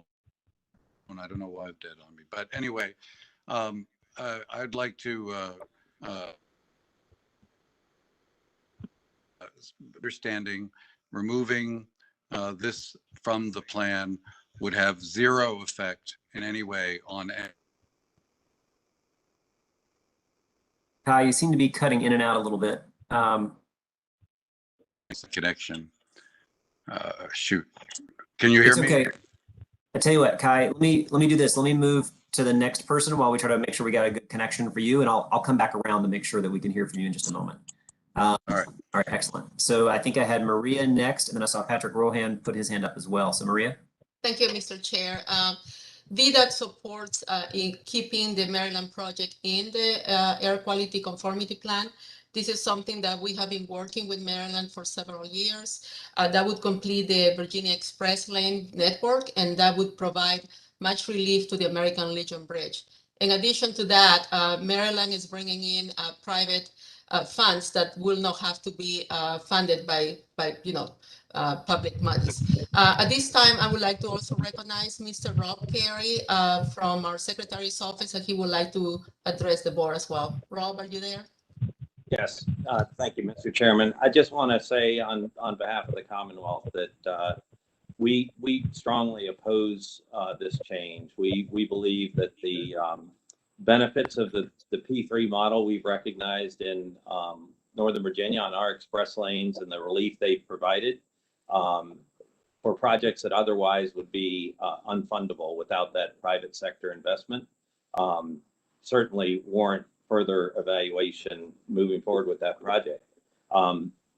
We have obviously have a project in Northern Virginia. We have an agreement with Maryland for the American Legion Bridge.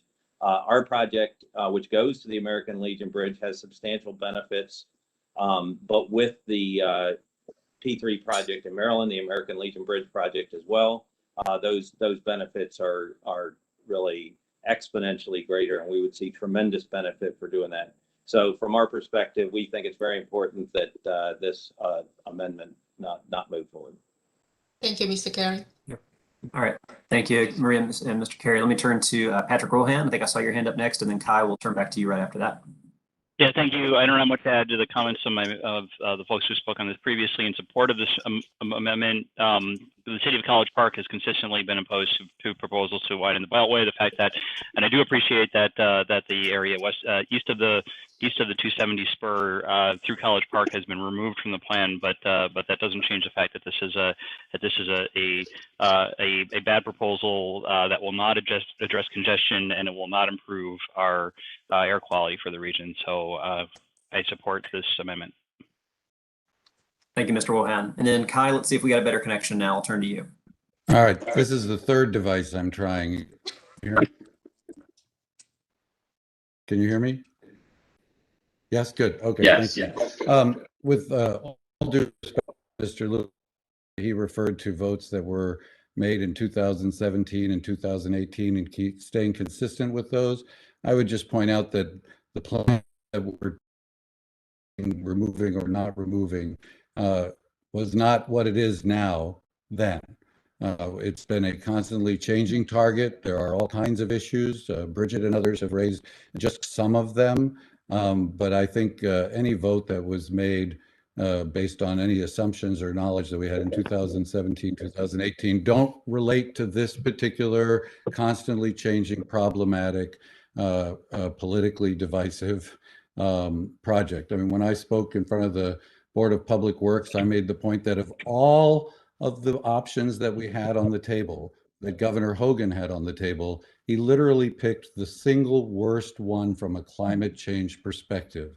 And that's without even getting into some of the equity issues and opportunity costs from the expenses and all of the other objections that I won't mention now. But I think there's absolutely nothing wrong with, and a lot of good reasons to remove this one constantly shifting, incomplete, insufficiently supported plan from the vote. Okay, thank you, Mr. Mr. Lewis, I see your hand. I'm going to see if anybody who has not spoken yet has an opportunity to do that, and I'll turn back for a short second round after that. I do want us to be aware of time. It's 1:40, so we're staying on track. Keep us moving here. So Mr. Corman, I think I saw your hand next. Mr. Dorsey, I saw your hand, and then if there's no other hands after that, Mr. Lewis, I'll turn back to you for a quick comment. Thank you, Mr. Chairman. And let me just say to my colleagues, I'm sorry that you have to take a glimpse at Maryland's dirty laundry as we debate this on a regional level. But unfortunately, this is a project that doesn't have a lot of consensus in Maryland. I think there's good reason for that. I think it's an extremely flawed project. I would just note for the past 3 years, the Maryland House of Delegates has voted numerous times to make changes to this project and the process. Unfortunately, our colleagues in the Senate have not agreed with us, but since I'm here representing the Maryland House of Delegates, I look forward to voting to strike this from the analysis so that we can move forward on all the other items that there seems to be much greater consensus on. Thank you, Mr. Chairman. Thank you, Mr. Corman. Let me turn to Mr. Dorsey. Virginia needs to get into this conversation, but I'm glad we're not the center of this conversation. But I will say that along with that, I associate myself with Mayor Newton and support the proposed striking as proposed, not because I want to get into positioning a Virginia locality on the merits of this, given that we're not directly affected, but with a larger observation that given the Virginia experience, there still seems to be a lot of room for the state DOT to get with the jurisdictions to come up with something that better meets the definition of consensus that at least I have. And from all testimony today, this project is nowhere close to that. Having gone through similar things in the Commonwealth of Virginia, the nature of those conversations are likely to produce a better project, and that one that at very least will achieve all of the state's goals while meeting the particular jurisdictional interests. So for those reasons, I stand with the jurisdictions in viewing this as not quite yet ready for prime time.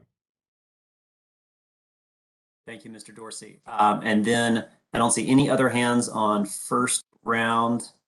So Mr. Lewis, you had your hand up. You want to make a quick comment? I'll note since second round, ask you to be fairly brief. Yes, actually, some of the sound bites may sound good as one-offs, but in fact, the project has not been constantly changing. The project has gone through, like any other large project like this, a NEPA process that involves looking at multiple alternatives, also involves discussions with the community and getting community input. And the project has changed as a result of that process, which is typical of any other project, whether it's the Purple Line or any other transit or major road project. The change to hot lanes allows us to give an incentive to both transit to ride for free, as well as carpooling to ride for free. That's something that we don't have right now. And it also addresses a long-standing congestion issue. For somebody to say that this project will not help congestion just makes no sense whatsoever. The purpose of dynamically tolled lanes is to manage the use of those lanes while still making available the free lanes that anybody who can ride for free will continue to ride for free in the same number of lanes. A lot of these discussions that points that people have brought up here have been discussions that we've had before, and I think our citizens will be very disappointed if we do not take proper action to move forward projects that make a difference in their lives every day. To sit in traffic every day, even on a Saturday, as I mentioned in the last meeting, going to visit my kids in Northern Virginia, I lost 25 minutes of time going 10 miles an hour on a Saturday afternoon with no accidents between Bethesda and the Okay, Mr. Lewis. Mr. Lewis, since we're on second round, I had a chance to speak one. I'm trying to trim it down so we can move to that. I see Mayor Newton's hand up, and then I'm going to try to move to call the question after that. Mayor Newton. Thank you, Chair, and I apologize for needing to rebut a few of the comments that were just made. Number one, we have two HOV lanes that will now be 3 HOT lanes. We are taking away a free lane. Number two is the NEPA study has not been done for the northern section. And for any of you who have ridden 270, there are 12 lanes in the Rockville part. There are 4 lanes in the northern part. The problem is the northern part. I don't dispute that at all. What we need is to look at this project as a whole and see how we bring the entire 270 corridor from Frederick to 495 together. I just wanted to make sure you understood. We're losing a free lane. We're not gaining anything. Okay, thanks. I see Ms. Russell's hand who has not spoken yet, so let me turn to her. And then if there's any other people who have not had a chance to speak, want to let them have a chance to do that, then I do want to call the question after that. And Conti, I am projecting when you make sure we do a roll call vote for this one. Ms. Russell, let me turn to you. Thank you. I appreciate the reference to Frederick being at the northern end of that. And one of the things that I wanted to comment on was Frederick County and the city of Frederick fought very hard to get the limits from 370 to 70 included in this project, which are very important to us as we move north into the Route 15 project, which is now receiving hopefully earmarks from our congressional delegation. So while it may be an individual or some individuals' positions in Frederick County that they are opposed to this project, looking overall in Frederick County as the northern end of this project, where It's going to connect Virginia and give us opportunities for better commuter bus options. We're not going to get marked rail. We're not going to get a metro station. Our option is commuter bus. And the only way to move consistently dependable commuter bus is with these toll lanes free and available for that. So I think the transit options that are offered to Frederick County are part and parcel of all of this as well. So on behalf of the city of Frederick, we certainly are not going to support removing this project from the plan. Okay, thank you, Ms. Russell. I did see Mr. Bellamy, who has not spoken yet. He put his hand up. So Mr. Bellamy, did you want to add in real fast? Yeah, for clarification of this process, by removing this project from the list, what is the actual impact to the FONSI on this project? Great question. Let me turn to Conti for that. I'll defer to Mr. Earl Lewis in just a minute. Mr. Bellamy was referring to is the federal approval for the environmental document that Maryland has been working on for the entire project. So that is the NEPA document, the environmental impact statement. Mr. Lewis, if you can share with us what is the schedule for submitting that, and the net impact if this project is not in the conforming plan. I believe federal agencies will not be able to grant approval even if they find everything in the analysis acceptable, which I don't know if they will, but I'm just all right. And I would ask, we'll turn to Mr. Lewis. We are at almost 1:50. Yes. Do not have an option to run late on this. We have to vote on this today. So Mr. Lewis will let you answer that, but then I need to be able to move to get to the call a vote on this because we still have the underlying resolution under that. As has been mentioned by Conti, this is not the only approval for this project. There are many more steps that the localities will be involved in as we move forward. So it's vitally important, though, that we keep the project as part of the list of projects that we have moving forward in the conformity. And obviously, there'll be plenty of more discussions as we move forward. But this is a vitally important project to the state of Maryland and to the greater region, even beyond the national capital region. So I'd like to thank everybody for their support in allowing Maryland to take a step forward. Thank you. All right. Thank you, Mr. Lewis. All right. I need to move us along for a vote. So Conti and Lynn, I think it would be appropriate to do a roll call vote since we heard a really healthy discussion rather than just a voice vote. So Lynn, I think you're going to probably administer that. That roll call vote, will it be a weighted vote? Well, I was going to start with a roll call vote, but remind me of my parliamentarian issues here. Is any member can request a weighted vote? Yes, they can at any time. Just to confirm, the vote now we will be taking is just on the proposed amendment to the motion to remove this project. After this, we need to come back and take the vote on the substitute resolution that you, Mr. Chair, forwarded. So this is just on removing this project. So, all right. So, Mr. Lewis, are you requesting a weighted vote rather than a roll call vote? I think we'll save time by doing that first. Okay. So if a board member has requested a weighted vote, then Lynn, I assume you are ready and you can proceed. Yes, thank you. So just like I do roll call, I'm going to ask for the agency. And then your choices of vote are yes, no, abstain, or if there's silence, I'm going to consider you absent. So I guess you can see on this screen, yes? Sorry, because this is a big deal, I want to make sure everyone is crystal clear about what the vote is. A yes vote is in support of the motion to strike this project. We are not on the underlying overall substitute resolution. So just want to make sure everyone's crystal clear about what you're about to get asked to. Correct. Okay, striking the project from consideration. All right, District of Columbia, District Council, Ms. Hanson. Yes. Yes is to remove. All right, District Council, Charles Allen. Yes. District Council, District Council, Ms. Henderson. Yes is to remove, no is to keep. I do know she's here. I will come back to you, Ms. Henderson. District Office of Planning. Abstain. Thank you. District Department of Transportation. Abstain. Thank you. Ms. Henderson, are you there? Okay, moving on to Maryland, the city of Bowie. Charles County. Abstain. Yes, abstain. Okay, thank you. College Park. Yes.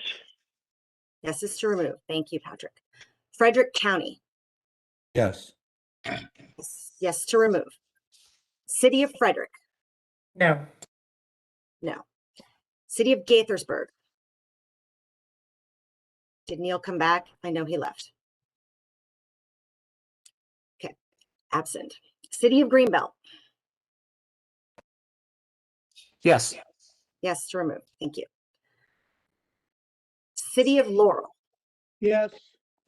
Yes to remove. Montgomery County Executive.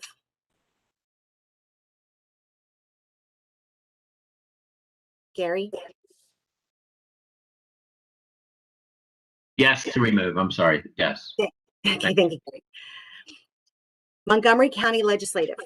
Yes. Yes to remove. Okay. Prince George's County Executive. Yes. Yes to remove. Prince George's County Legislative. Yes. Yes to remove. City of Rockville. Yes. Yes to remove. City of Tacoma Park.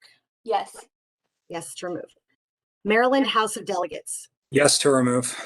Yes to remove. Maryland Senate is vacant. So Maryland Department of Transportation. No. No. Okay. Moving on to Virginia. City of Alexandria. Aye. Was that an aye as in yes to remove? Yes. Yes. All right. Okay, thanks, Kenneth. Okay, thanks. I heard that. I heard a yes. Arlington County. Yes to remove. Yes to remove. Thank you. City of Fairfax. Yes. Yes to remove. Fairfax County Legislative. No, Walkinshaw. Thank you. And no, McKay. Okay, thank you. Falls Church.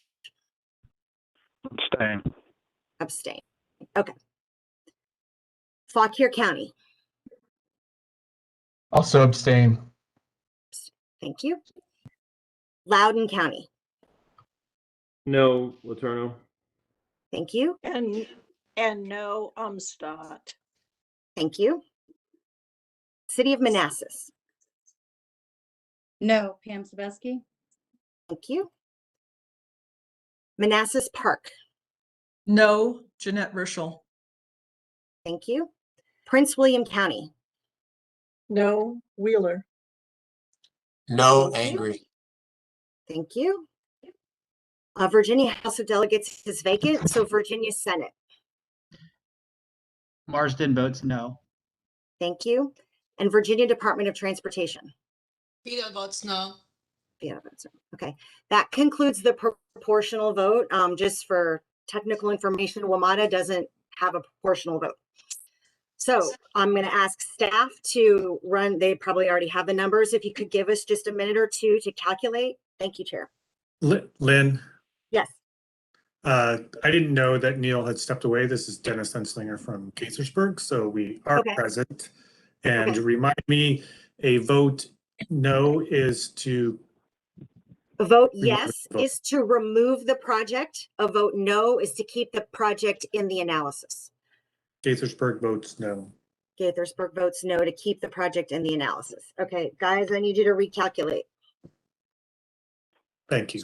So, Mr. Chair, as staff confirms the vote and reports the outcome using the weights of proportional votes, just to clarify, you had indicated earlier since this was an amendment to the original motion and it was considered not a friendly amendment, is it still the point that this has to be unanimous, or would the weighted vote carry?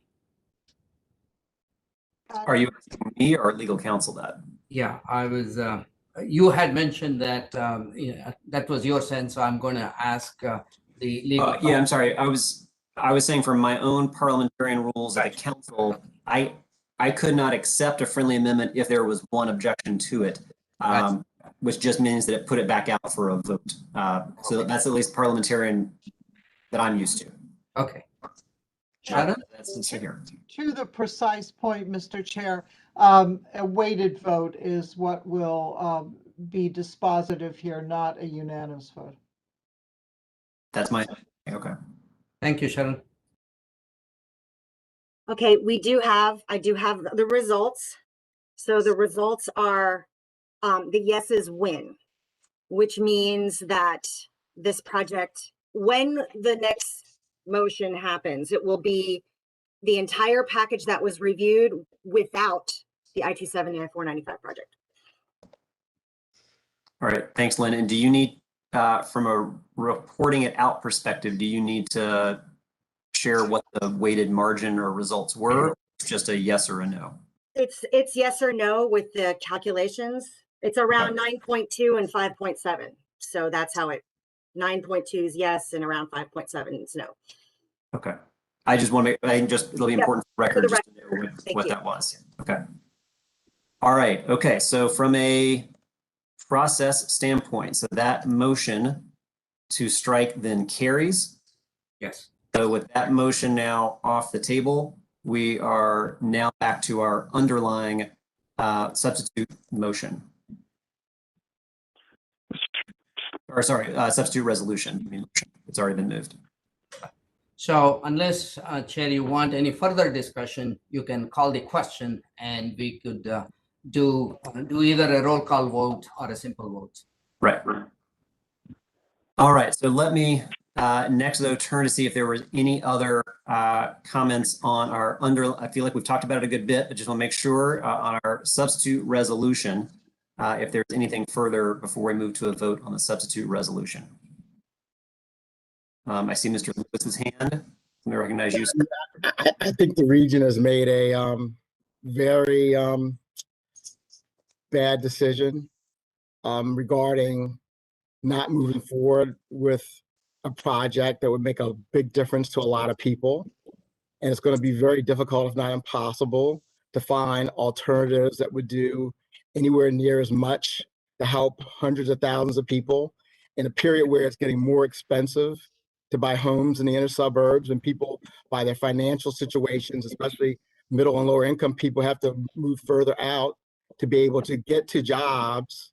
And we're condemning them to sit in traffic in that corridor for a lot of time that is unnecessary from the waste long term.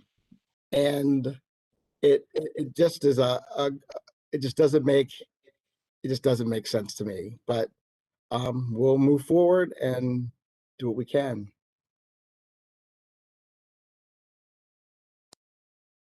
Mr. Chair. Okay. I see Ms. Russell. Yes. Procedural question?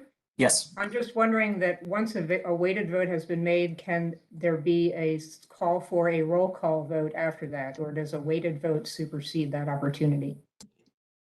Mr. Chairman, it supersedes, if I might, it supersedes. You already took the roll call and the weighted voting at the same time. Usually you would do a roll call first, and then if a request was there for a weighted, it could do a roll call again, but I know that Ms. Erickson has been keeping it on the tally for proportional. And if I could add, Mr. Chairman, we will be able to share the roll call vote with the members. That is something that we would typically include with the TPB minutes for the next month, but we would be able to provide an advance listing to the members of the board, if that's the desire. Okay, great. Thank you. Anything else, Ms. Russell? I see Maria's hand next. One more question. Yep. The The board voted to move forward on the revised resolution before knowing that this project was not in it. I don't know if the outcome would be the same or if somebody would be interested in making a motion without Part B in it. Mr. I Chair. don't believe we actually have the revised resolution in front of us. That's what's actually in front of us, so we haven't voted on that yet. Ms. Pandick, is that right? That is correct, Mr. Chairman. You might, just to reorient everybody, you are now looking at the entire substitute resolution, which is now the main motion without the I-270 project. Correct. Thank you. Maria, I see your hand up. Let me turn to you. Thank you, Mr. Chair. Question to Canty and the staff. Is there any way possible to run the Maryland project in the AQC analysis? Because and I understand what the vote means. So Maryland has the opportunity to continue to work with the Maryland jurisdictions before the actual plan gets approved next year. I mean, we're talking a whole year, excluding the Maryland project at this point. Will not run into the AQC analysis. And then, you know, there will be delays and there will be many things that will impact also the Virginia side. So is there any way possible that Canty could run it in the model, understanding that when the plan is in front of this board next year, there is the opportunity to not accept whatever is in the model as well as not approve it into the plan? That would allow Maryland to have more time to work with the localities. Thank you, Maria. The way I understand the question is, would the TPB have the resources to do in parallel a second set of conformity, which would include this project? I would have to say, no, we would not have the resources to do it, number one. And then number two, if the TPB has currently taken official action approving a set of projects that will actually be in the plan, I don't know how they would go back and adopt a plan that would be different from the set of projects that was approved now. So I think that's the second problem, to be able to do that.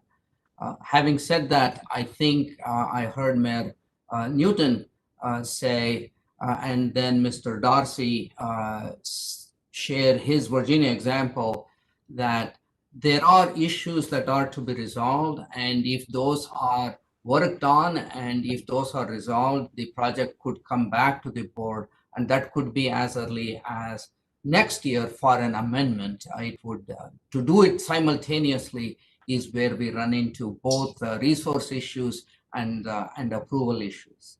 But we can do it sequentially. After finishing one, we can try and put resources if that is the will of the board. Thank you. That's what I'll do now. All right. Any other discussion on this? All right. I try as chair, I tried to hold off my comments because I wanted to make sure we navigated this and really focus on letting everybody have a chance to be able to work through. I do have a couple of quick comments because this has been something that's obviously dominated our conversation and work for the last couple of months.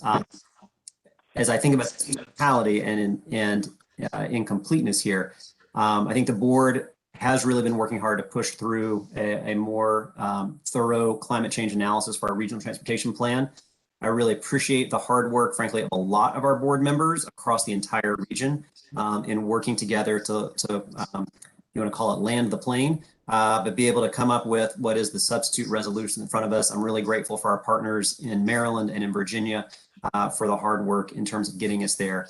I think generally, I think overall, we all have been talking about what the reckoning of the real impact of our transportation, especially single occupancy vehicle traffic, does to our region. I think having this strikes the right balance, and I think that as we think about our infrastructure needs across the region, we recognize that there are differing needs and differing demands, and I think that the work that got done to get us to this day represents that, and so I think that's an important part of what we've done. It also helps us think about what those consequences are, and I really appreciate the work of the board to get us here. By no means, of course, are we done. The discussion we've had over the last several months, and I know the public listening maybe sometimes feels like it's awfully wonky, and it is wonky, but it's also a really big deal. And it's a really important part of the conversation that we as leaders in our respective roles have really worked hard to move forward. I think if we follow through with the intent here, we're going to go through a very different process the next time we look at the long range plan. I think we'll have a real honest reckoning of what we're doing in our region as we think about our transportation network and how we think about the impacts and the intersections with our environment. I want to thank Councilmember Glass for his work on this. And again, I want to thank the officials and leaders across Virginia who worked with Mr. Glass to help craft and create the substitute resolution that ultimately represents what we have in front of us today. So unless there's any other comments. Mr. Chair, Yes, Mr. Maria? Rob Carey would like to be recognized. Mr. Rob Carey would like to be recognized. Okay, Mr. Carey. Yes, thank you. I just want to make sure that we are perfectly clear. So this vote removed the entire American Legion Bridge and Beltway and up to 70 through this vote. That's correct. That is correct. As I heard the motion being made, the 495 piece had already been removed and converted into a study, but the construction piece, which ran from George Washington Memorial Parkway all the way up to I-70, is the one that will not be included in the air quality conformity analysis, and by virtue of that, not be part of the 2022 update to the Visualized 2045 plan. Okay, thank you. That was my want. understanding. I just wanted to make sure that I didn't misunderstand something. Thank you.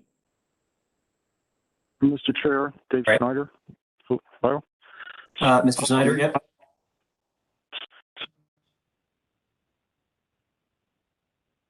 I think we lost you, Mr. Snyder.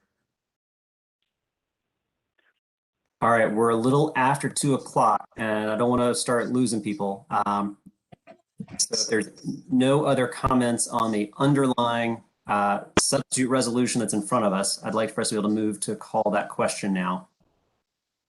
Could we get a quick summary of the substitute resolution? Because a lot's happened in the last. Well, the only change from all the previous conversation we had about an hour ago is the one project being removed. So the substitute resolution that we debated and then approved is what stands with the one item being removed from A. So Leo can display Part A and Part B. The text remains the same, except in Part A, where we have the list of projects, we will now show the express lanes projects struck out. So this is Part A, and under item 2 here, we have about 617 projects, of which all of the line items corresponding to the express lanes toll road project in Maryland on 270 will be removed. And Part B, Leo, there has been no amendments or changes suggested to the text here. Right. Thank you. Do we feel that we need to go through a roll call vote on this, or can we vote on this by jurisdiction? I guess it was a question. I'd say roll call. Why don't we just do a roll call to be safe? How about that? Lynn, you ready for it? Yep, let's go. Our guys, are you ready? Here we go. Same Mr. thing. Chair. Ask. Sorry, Mr. Rob Carey is asking, could we make another amendment to add the 495 project back in? Is that possible? Up to 370? That was just the amendment that was acted on. Right. Mr. Chairman, I don't think that would be in order. It has just been acted on unless there's a motion to reconsider and some new information. I would agree. Could we make a motion to reconsider?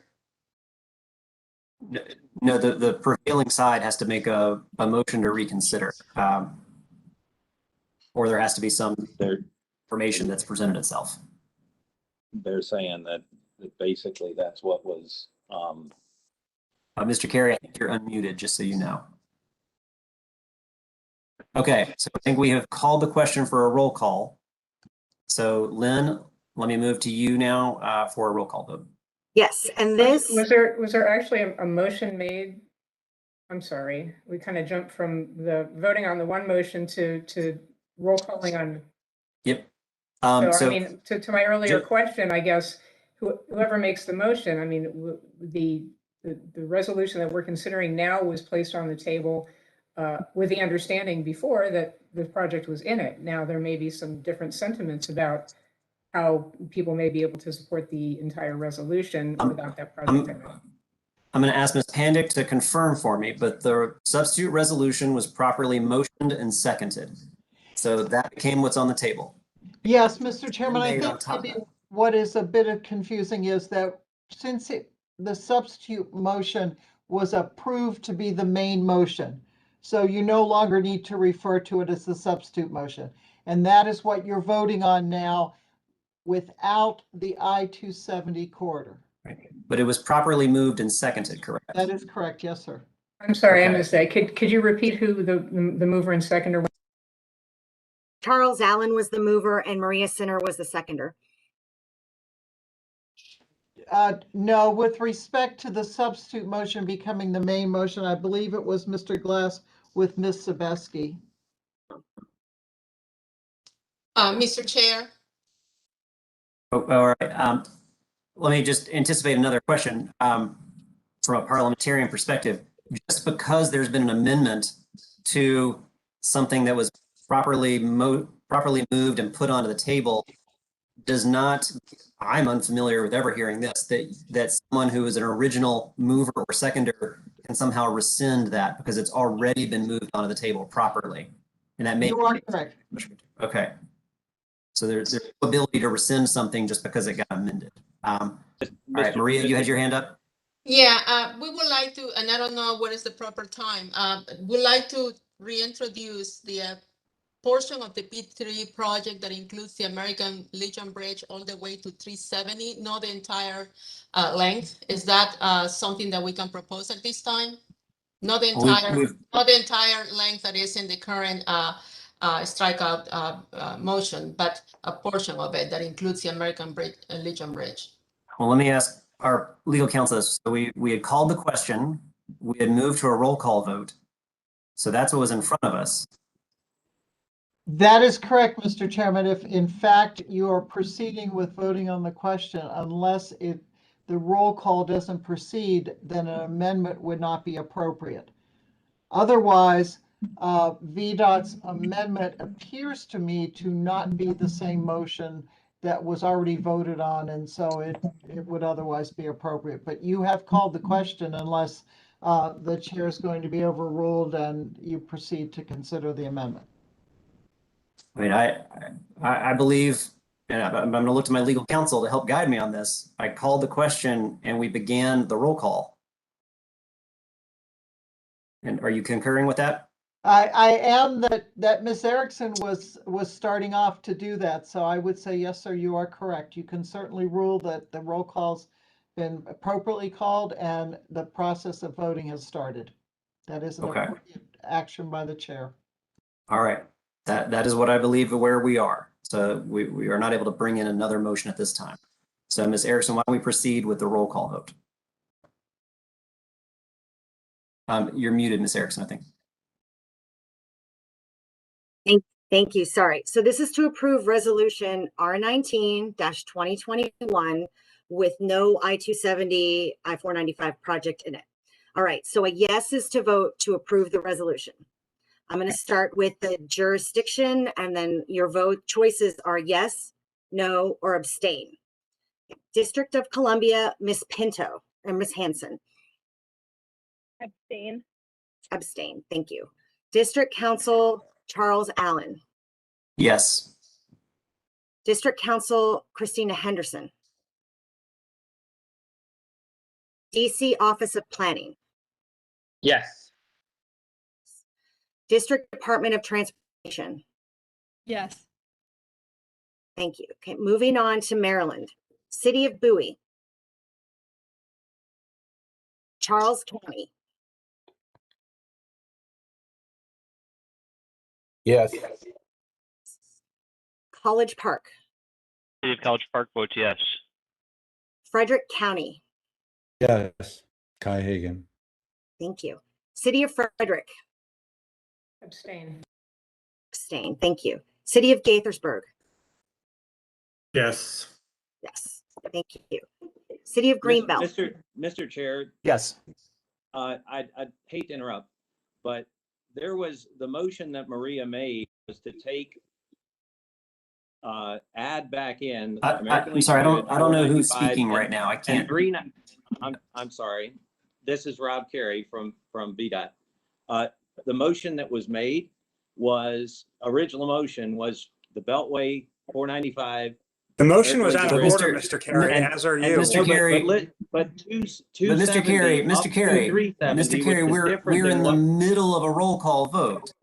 We talked with legal counsel. We asked about that resolution being moved. We'd already moved to call the question, and we're moving into the roll call vote. I understand. We can't interrupt the roll call vote in the middle of it right now. The motion was different. Mr. Carey, I'm going to have to rule you out of order when we're in the middle of a roll call vote right now. Okay, thank you. Thank you. Okay. So the last vote I captured was Gaithersburg, and it was Dennis Enslinger saying yes. So I'm going to continue down. City of Greenbelt. Yes. City of Laurel. Yes. Montgomery County Executive. Yes. Montgomery County Legislative. Yes. Prince George's County Executive. Yes. Prince George's County Legislative. Yes.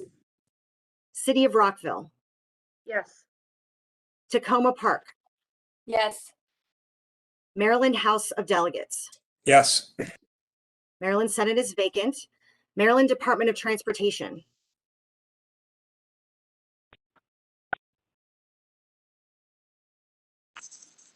Earl, are you muted? Yes, I am abstaining. You're abstaining. Okay, thank you. We're moving on to Virginia. City of Alexandria. Hi, this is Kennick. Yes, got it. Arlington County. Yes. City of Fairfax. Fairfax. Yes. Yes, thank you, Mr. Meyer. Fairfax County Legislative. McKay votes no. Fairfax County Legislative, Mr. Walkinshaw. Thank you. Walkinshaw votes no. Thank you. Falls Church. Mr. Snyder. Fauquier County. No. No. Okay. Loudoun County. Letourneau will abstain. Thank you. Kristen Umstattd? Umstattd votes yes. Yes. Okay. Thank you. City of Manassas.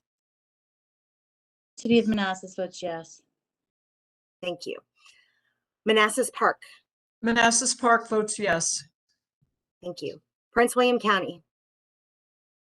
Prince William County votes yes. Mr. Angry. Yes. Okay. Thank you. Virginia House of Delegates is vacant. Virginia Senate. Marston votes yes. Thank you. And Virginia Department of Transportation. We're gonna vote no because we still would like to have the Maryland portion that we were trying to amend into the earlier discussion. I respect the chair's decision, but the discussion had started before the roll was called. And we moved into the roll call. So that's the reason we're voting no. Thank you. And finally, WMATA. WMATA votes yes. Thank you. So if you just give us a minute, please.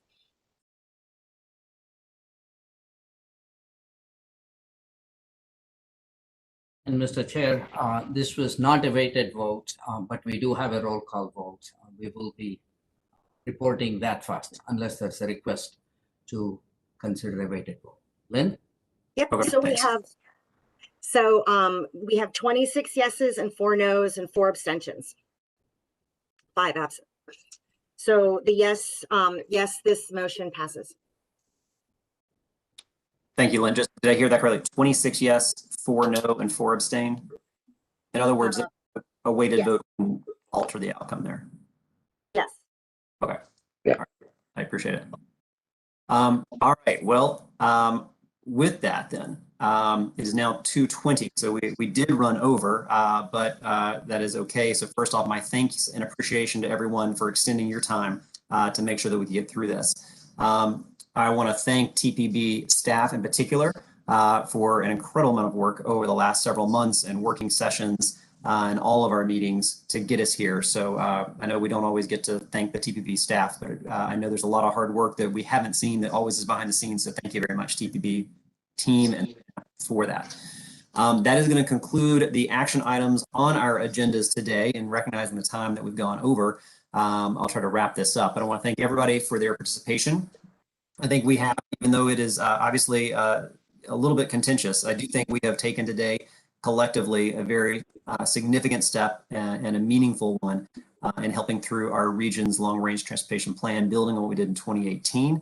I want to thank everybody for their hard work on this, and I think it also signals there is a whole lot of work and hard work ahead as well. So with that, Conti, I don't think we have anything further on the agenda, and so I will adjourn our meeting. So thank you very much. Thank you, everyone.